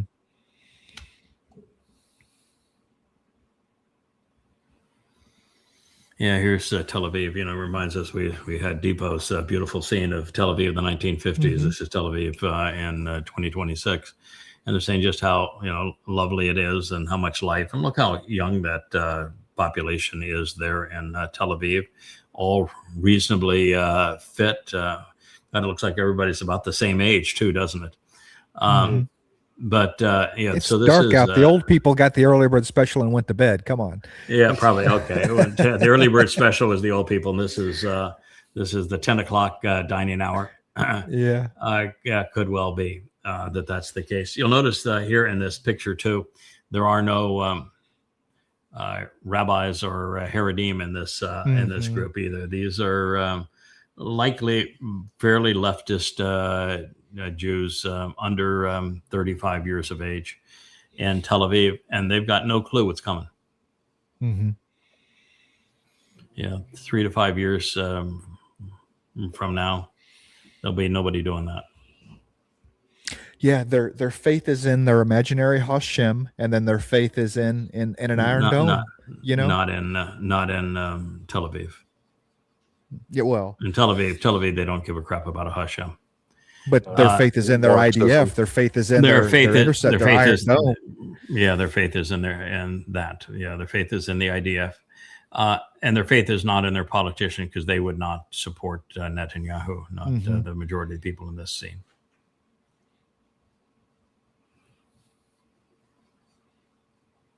Yeah, this is pretty amazing. I wish they didn't have the six-pointed star, because that demeans the nation. But Israel is the only country accused of colonization by people who colonized half the known world at the time. The colonization, apartheid, and genocide perpetrated by Muslims as they fought at first the war of compulsion. First, during Muhammad's life, they attacked first his kin. So Muhammad savagely brutalized his own extended family. That's what he did first. They were the custodians of the Kaaba. He wanted the Kaaba. It was a religious scam. He wanted control of it. And he attacked his own people first and murdered them and gloated over terrorizing them. And the Quran in the 8th Surah glorifies Muhammad's abuse of his own family. From there, it's genocide against Jews. There were 3 Jewish communities in Arabia, the largest of them in Yathrib, which has been renamed as Medina. And Muhammad systematically robbed them, raped them, enslaved them, and committed acts of mass murder against them. And the thing they keep on screaming, Kabar, Kabar, Yehud, Kabar, that was the most miserable of all of Muhammad's dastardly deeds, what he did to the Jews in Kabar. And then from there, they fought the war of compulsion against all the rest of the Arabs in Arabia, to force all Arabs in Arabia to submit to Islam or die. And then once they had all Arabs subdued, they began their wars of conquest, because Muslims don't work, they rob. And they managed to enslave or murder more than a third of the world's population in 100 years. A golden era of Islam, as they're enslaving, colonizing, brutalizing, robbing, raping the world. It's the most despicable ism ever conceived by man. It's a ruthless death cult based on slavery, with the reward being rape. Nothing worse in human history. And Marxism comes close, but still Islam is worse than Marxism. You have here 57 Muslim states. Yeah, 57 Muslim majority countries in the world. Sometimes it's listed anywhere from 55 to 57. But if you look at the swath of the world that Islam conquered and oppressed, and it was a river of blood, and they were absolute massacres. They killed 200 million people. And you look at the hell they perpetrated on places. And you look at Persia. Persia was one of the early victims of this. India, which is what caused the split of Bangladesh and of Pakistan, was a huge In fact, were more Indians killed by Muslims and during that 100-year period than people anywhere else in the world. It was just ruthless what they did, and they continued to do it for centuries, because the War of Compulsion began right around 700, right after Muhammad's death, and they were continuing to bludgeon Europeans, all the way to the Battle of Tours, which is 18th century, 17th century. I mean, it goes a very, very long time, 1,000 years of a march of death, and yet the world's not moral enough, informed enough, rational enough to oppose this deadly, enslaving, deceitful, diabolical religion. And artificial intelligence isn't helping. You can't love God and hate Israel. First of all, they don't know who God is. And second, well, it is true that you cannot hate Israel and have a relationship with Yahowah. The fact is, you can hate the leaders of Israel, like Netanyahu. He does. So that's fully acceptable. And you can hate. I was going to say, I'm sorry. Go ahead. Go ahead. I was going to say, you can hate the symbol, that six-pointed star. You can despise it too, and still have an affinity for the people who Yahowah, through a naming convention called Yisrael, and of some of whom were Yehudim, who have chosen to write him out of their lives.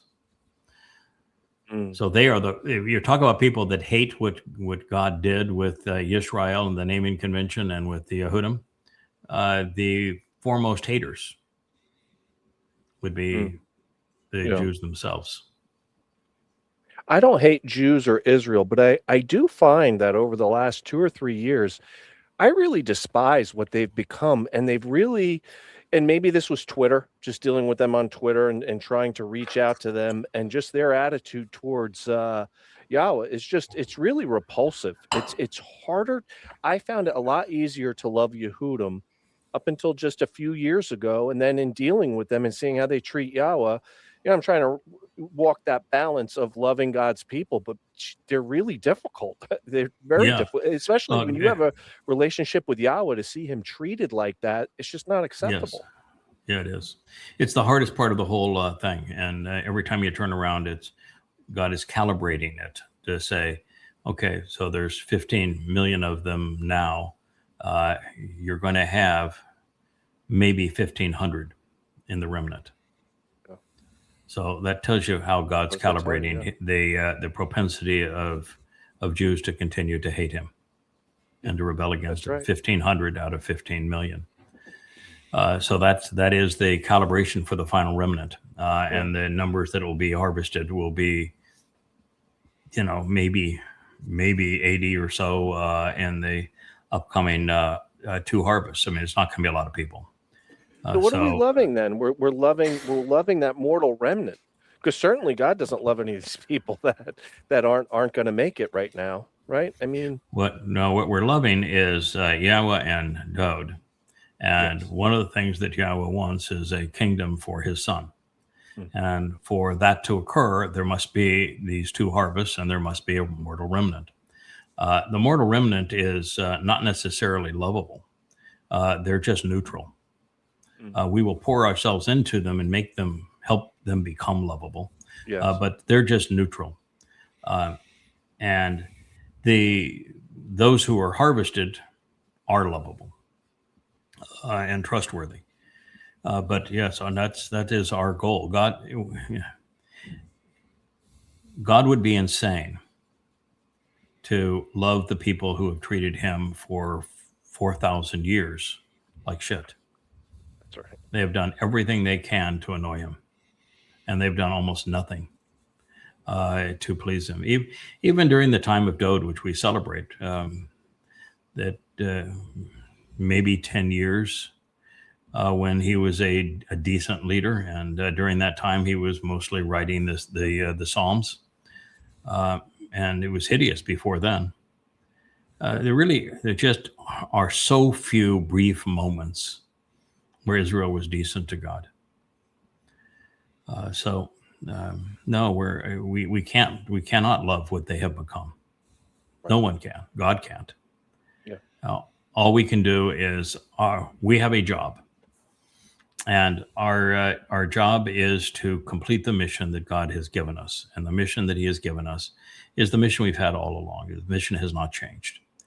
To equip and prepare His firstborn to be deployed on the throne to manage and oversee this planet and the universe with a properly educated and properly attitudinal remnant.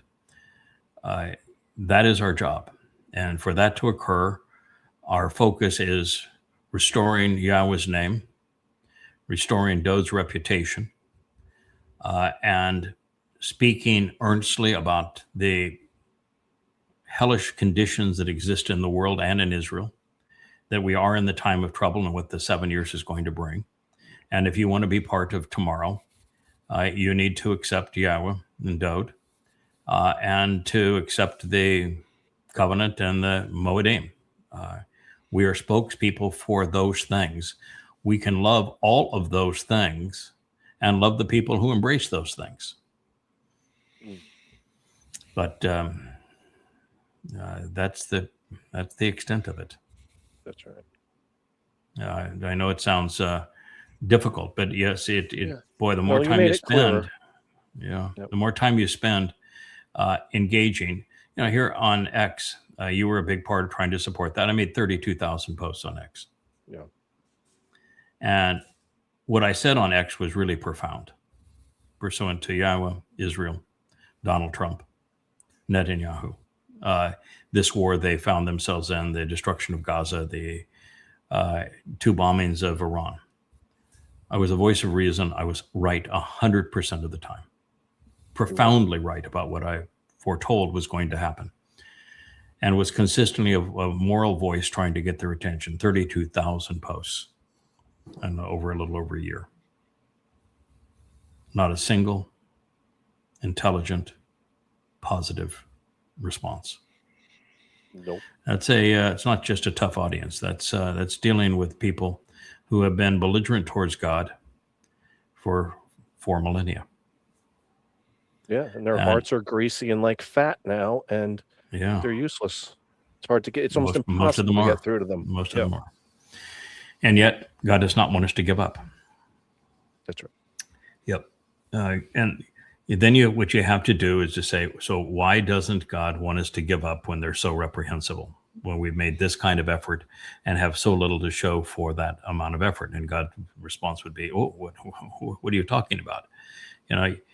You have now somewhere north of 80 people who are prepared for me to elevate into the 7th dimension. That has never occurred before. Talk about, and they're educated, they're trustworthy, they have comprehension, they love my name, they love my son. That has never occurred on all of these 6,000 years. You have done that. What are you talking about? You haven't accomplished anything. My son is known again for what he did. My name is known again for who I am. The timeline is known again. The conditions of the covenant are known again. The purpose of the Moedim is known again. You've got an entire library of 30,000 pages of treasured insights regarding who I am and what we're going to do. You're prepared to train this mortal remnant, and you are going to deliver that mortal remnant. We're talking about you haven't succeeded. It's overwhelming, the level of success. And this notion that God wants more than that is a fundamental misunderstanding on human nature, because we humans have this tendency to think that if something isn't popular, it isn't right. And we falsely think if something's popular, it is right. And the opposite is true. God made that point very early on. Where there are many men, there are only evil men. Yeah. Where there are many men, there are only evil men. God is not interested in there being many of us. No. He wants few of us, because with few of us, there's the opportunity for us to be good. Where there are many of us, there is no opportunity. We're always bad.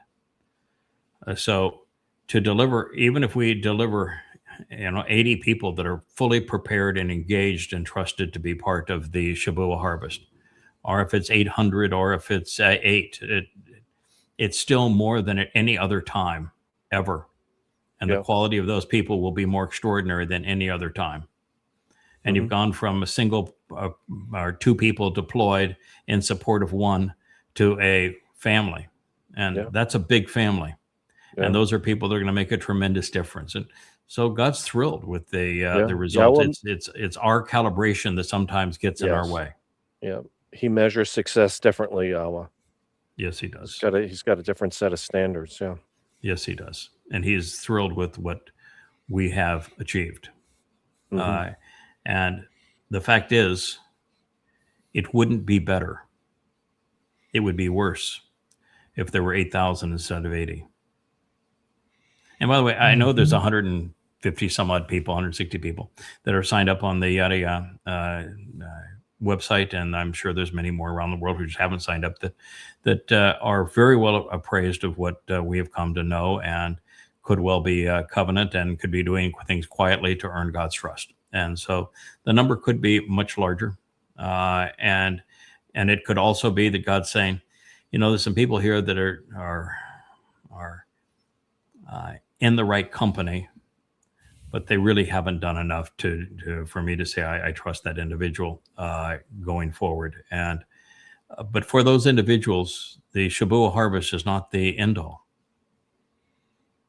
There's the Towrah ingathering, and then there's the 2 remnants, one large, one small, on the afternoon of Towrah.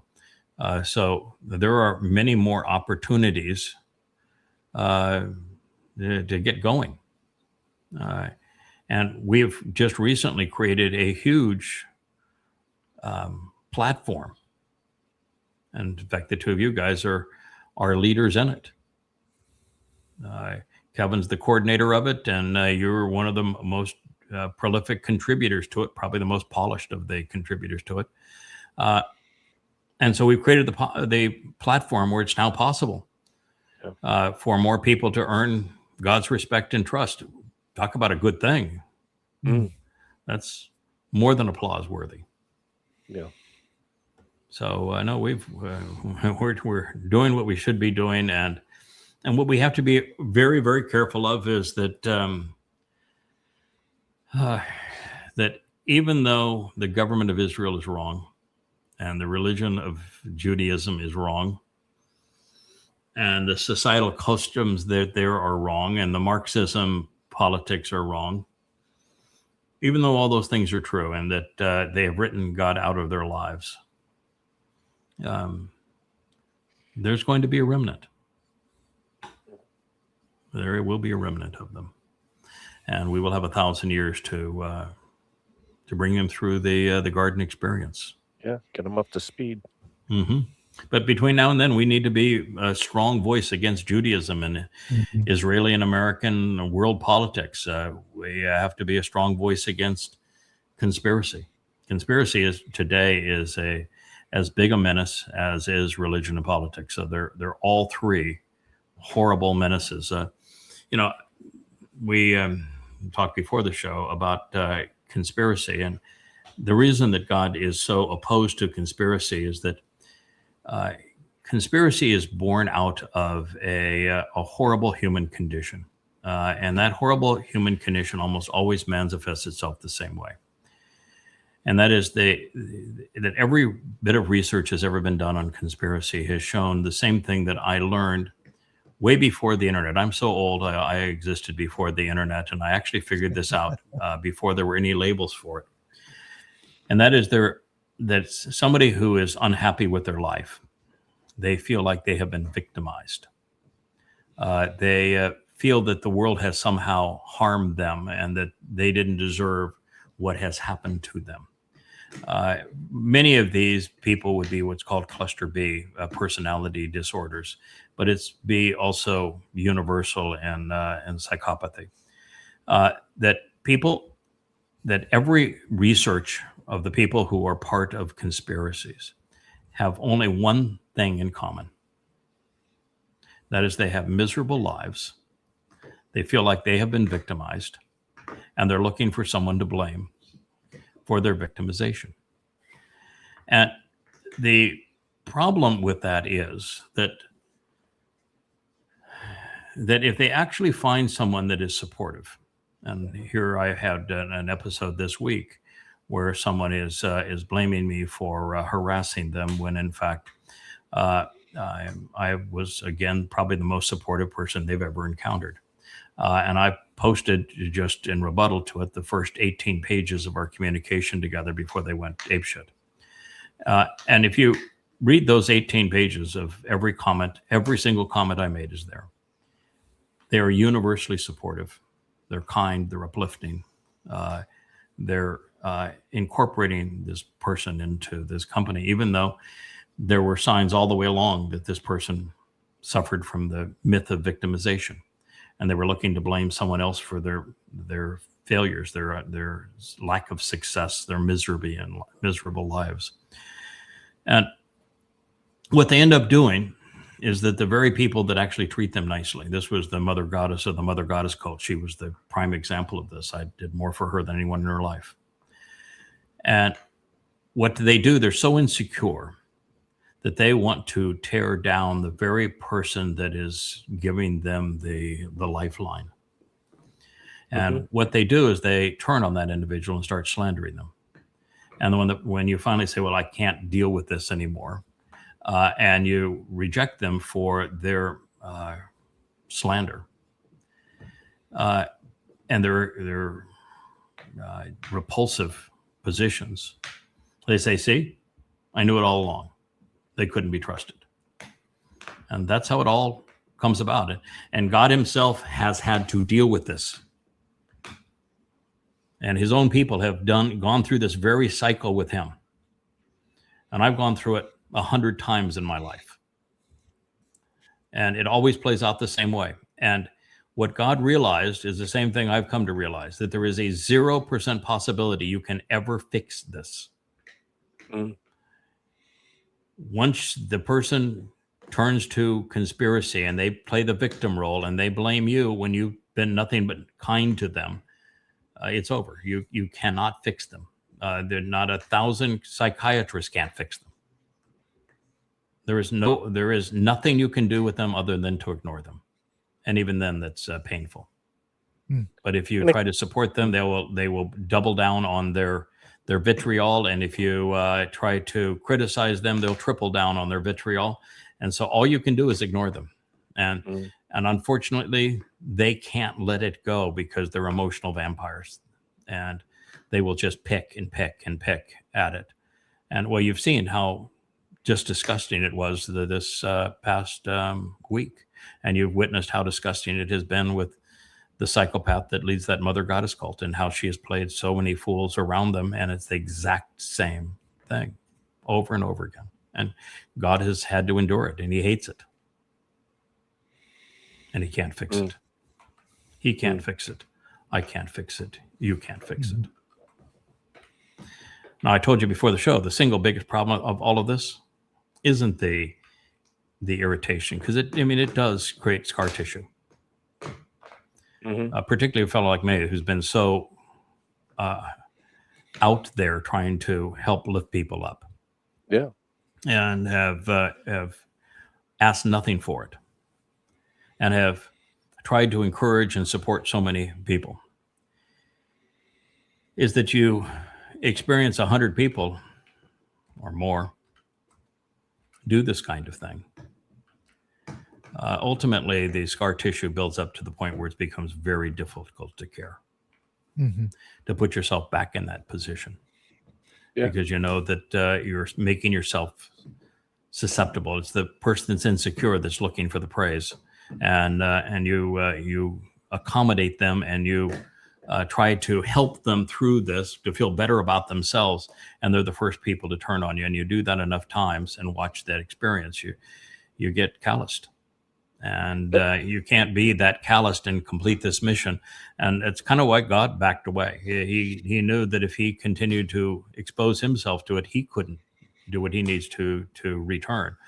I suspect it's part of why I've been deployed and retracted and deployed and retracted, because for a long period of time you can't deal with it. And I can't allow myself to think that I'm at the end of my rope on people like this. I'm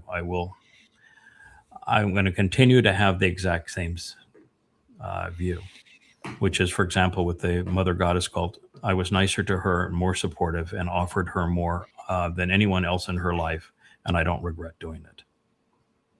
With this most recent renegade, I did the same thing to her, and I don't regret doing it. So long as I don't regret having invested in people that later turned belligerent, then there's still energy left in the tank to go on. Mm-hmm. Yeah. But with each time, I do grow a little more serious, a little less tolerant. I'll cut that line in the relationship sooner rather than later. Yeah. Well, time is short. Yeah. Well, it's self-preservation. We don't have time for them. Yeah. The stakes are too high. Mm-hmm. Yeah. Now, the fact that time is short is good, because I can't keep this up all that much longer. So I'm rather glad that time is short. But it's the importance of all of this that puts us in a position where we have to be able to have energy in the tank to continue to love, to continue to care, to continue to try, even when it blows back in your face and you get it. Okay, we're going to play People. This is my wife's most recent song. I don't know who she dispatched it to do the graphics, but No graphics. Well, this currently has no graphics, but I can't imagine this not being sent off to Dipo. Although Dipo did a collaborative effort with Mariah here recently, and I know that there's a lot of avatars and things that Matt is making these days with Leah. So it may be a collaborative effort, but this currently has no graphics.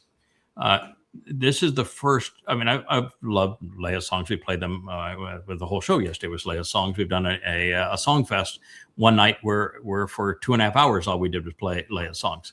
I think Leah songs do a better job than I do in terms of conveying the message. So I'm very positive on her songs, and I'm always admiring the fact that she can go from songs of criticism, biting criticism, to loving situations one moment to the next, and she can do everything from jazz to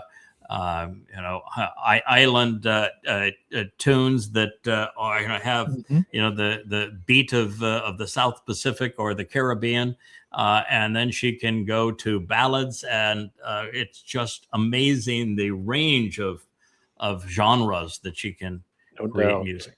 Now, this one is different than anything else she has done. No, they're all different, but this one is really different. Now, this is Tchaikovsky meets Barbra Streisand. If Tchaikovsky and Barbra Streisand walked into a bar and decided, let's make a song together. Let's do a duet. So Tchaikovsky, probably my favorite. He and Rachmaninoff are my two favorite classical composers because of the passion in their music, the melody that is in their music. This is, and I've been listening, by the way, to a lot of classical music at night. It's kind of a way to unwind a little bit. It recharges the soul.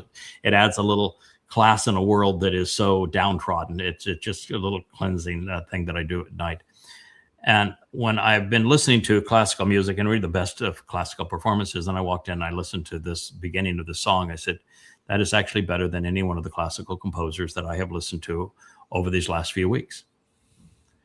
And then the voice comes out, and my favorite female voice is Barbra Streisand. And in fact, Barbra Streisand has really become an extraordinary woman in her own right.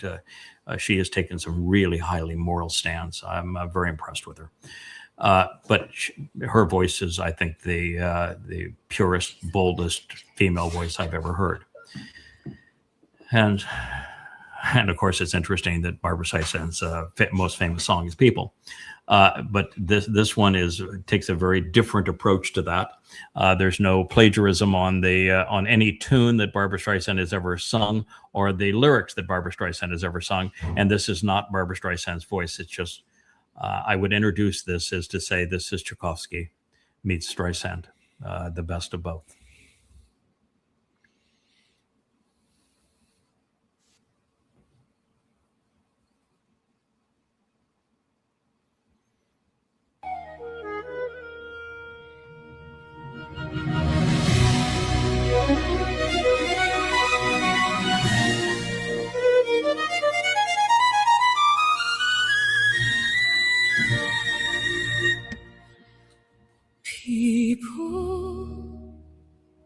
People who chase people are the loudest people in the room. We're talking, always talking, never listening, and yet letting ego hide all the truth inside, acting more righteous than right. Critics are very certain people, they're the loudest people in the world, with one target, one very easy target, a feeling deep in their chests as they know all the rest. No need to examine first, just be a voice that needs to curse.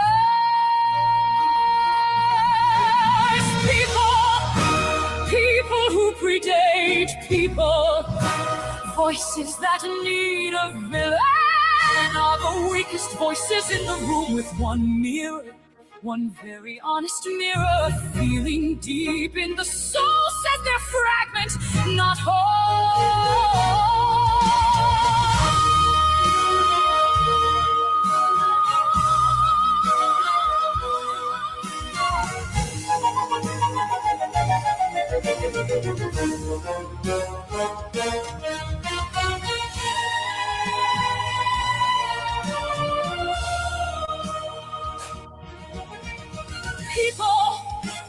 People who hate certain people,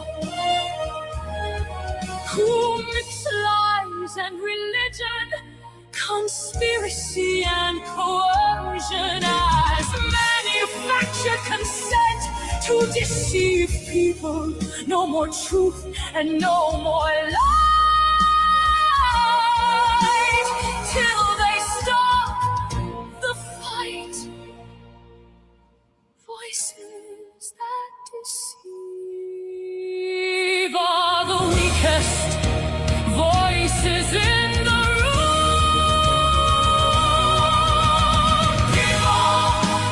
People are most deceived in themselves and to their ends. People.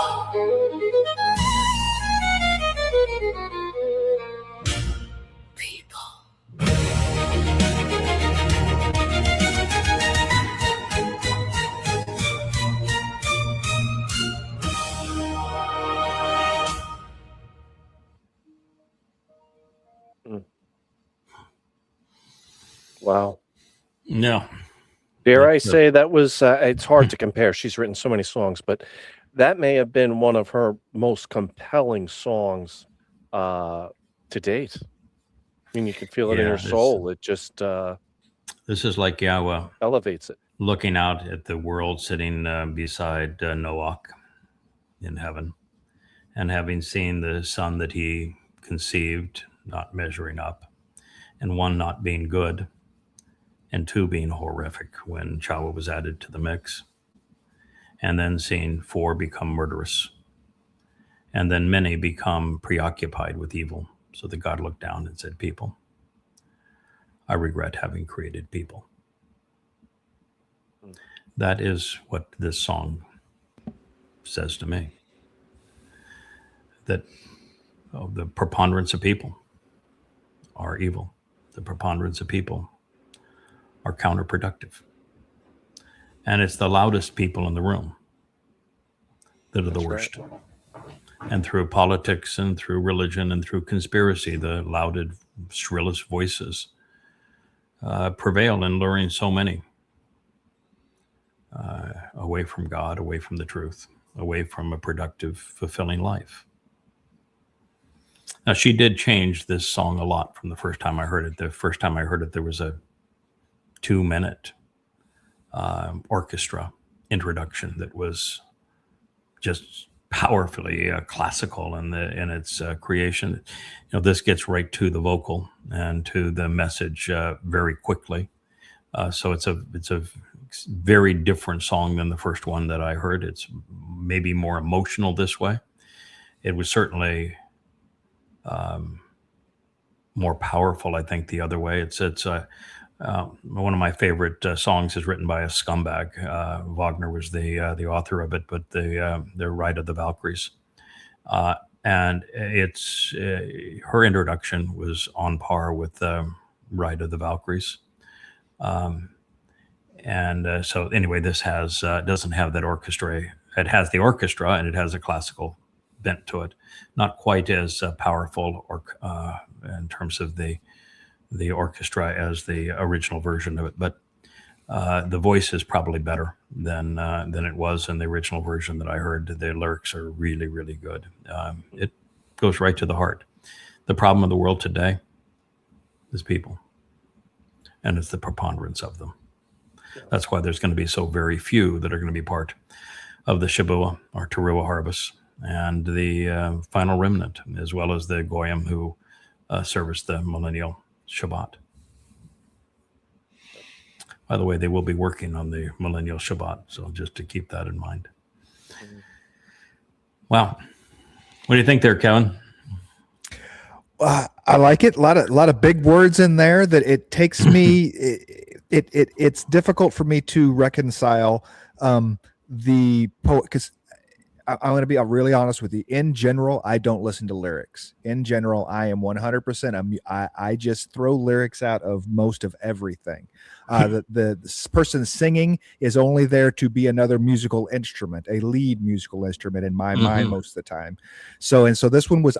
I love the feel of it. Good dynamics on it. Up, down, quiet, so it's solid that way. I enjoy the dynamics of it. It was very you say Wagner, you like your Tchaikovsky. I think it's Holtz, Gustav Holtz, that does the planets series, and Mars is like that. His tribute is just, that epic sounding big guns, Yeah, it's big guns, so it's epic. I love this. Even part with of violins, how do violins create the big gun and the epic sound? But she's got the violins carrying this, and I think it is epic. I'm a lyrics guy. You wouldn't have known it, right? I never met a word. I never met a word I didn't like. Right. I tell Leah I'm unfaithful to her all the time because I have a love affair with words. So yes, words are my thing. And although they did appear here on this quick rendition of it, and they'll be much more pronounced when we have the graphic backdrop for it. But lyrics are my thing. I love lyrics when they're delivered powerfully with the right voice and with the right instrumentation. So we go at it a little bit differently. But I would say that the things I find the most inspiring, even though Wagner was an anti-Semitic scumbag who was beloved by Hitler, who worked him into his propaganda for the Third Reich. The most despicable but spectacular movie scene maybe ever, which is the Ride of the Valkyries being played as the Huey helicopters come into the beach in Vietnam, and an Apocalypse Now. Which depicts just the horrific nature of America's war in Vietnam. There is something that's just enormously stirring about it that goes right to your heart. And it's like, 2001: A Space Odyssey. That is really powerful music. You cannot listen to that and not be influenced by it. There are Tchaikovsky's Sixth, Pathetic, is another one of those that has a soaring melodic tone that you hear it and you are changed by it. There is music like that. I think there's today there are a number of songs that, well, I would say going back 10 and 15 years, but Phantom of the Opera is an example. The Fiddler on the Roof, Sunrise, Sunset, The Impossible Dream. The collaboration to create the Exodus song. There are songs that really can take you to another place. And I think she's done a nice job here, and she's tried to do it without being, if you listen to the Barbra Streisand song, she was people who need people. It's the opposite message. Yeah. People who need people, the luckiest people in the world. And what she's saying, no, that's not true. If you're a person that needs people, you're in real trouble because people are pretty creepy. Yeah. And the more of us there are, the worse we become, which means there's more of us now than ever before, and the world's in worse shape now than ever before. And so says she's siding with God, and she said the problem is people, and whether it's conspiracy or religion or politics, it's people. They are the source. They're the host of those things. Pretty cool song. Yep. I think it's going to be a stirring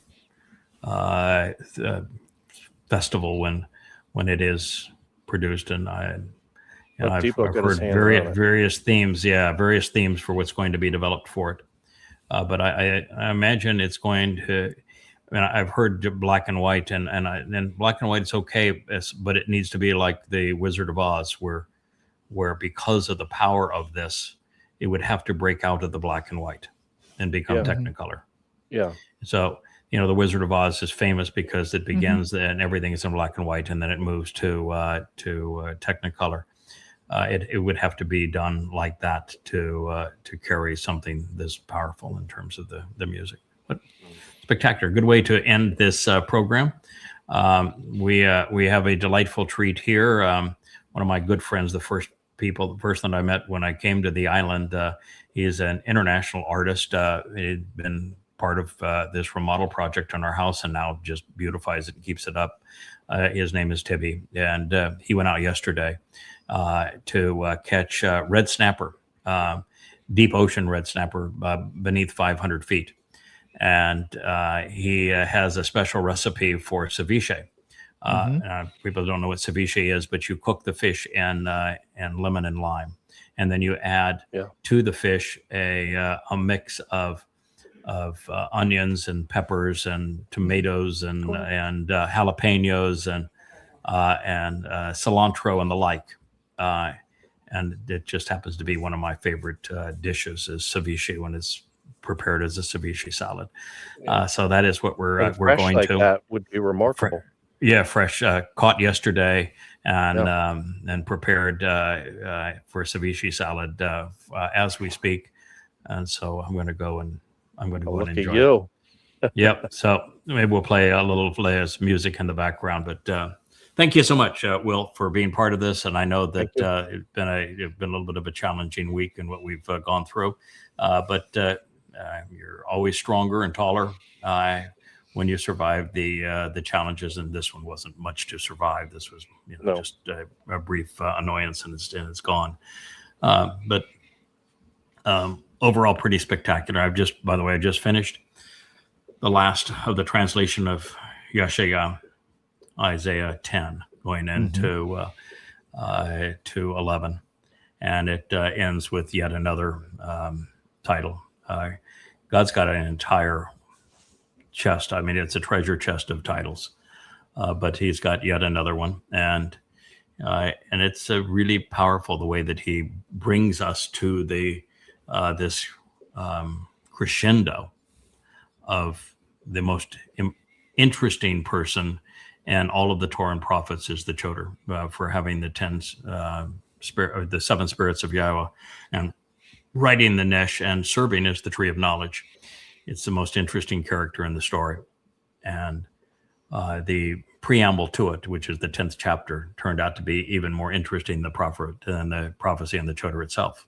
So I'm delighted to have reached this point in my time off between vlogs. Thank you, gentlemen. Well, all right. Thank you. Be Yada. back with you you, later this afternoon. What'd you say there, Looking forward Will? to it. Yep. Said, see you, Kevin. Looking forward to your vlog presentation tonight. Yeah, and I enjoyed your dissertation on the Yod, which I think wasn't the Yod your last? Thank you. Yeah, vlog. Yeah. Yep. Yod That was and really a Mem good. That was the really a last smart one. choice. We got another one. I was going to say the whole idea of going and using the 119th, which goes through each alphabetical letter, was really what a great choice. All right. Well, you know, a lunchtime. funny story about that. All right. I'll tell you Rich, another time. Rich. I don't want to get into it. I know I'm the only thing Rich between is you hungry. and your ceviche right now. Yeah, he's dying over Okay, there. Rich is you know, Yeah, Rich is rub as thin Rich's as belly. Rich is thin as a rail, and I'm not. And at every meal, Rich eats 3 times more than I do. Yeah. I don't know what happened in terms of He's a high metabolism, metabolism. Yeah. but Rich is literally skin as a rail, and he eats enough for 5 people. So yes, I used to be 250 pounds. we are literally eating into Rich's time with the ceviche. So we'll have to tell the story of how you ended up with the 119th at another time. Thank Certainly you very will. much. Enjoy We'll look your forward to lunch. being with you tomorrow. See you Bye. guys. Hey there, thanks for tuning in. That was Fetch. Gotta run now. Catch y'all on our next podcast.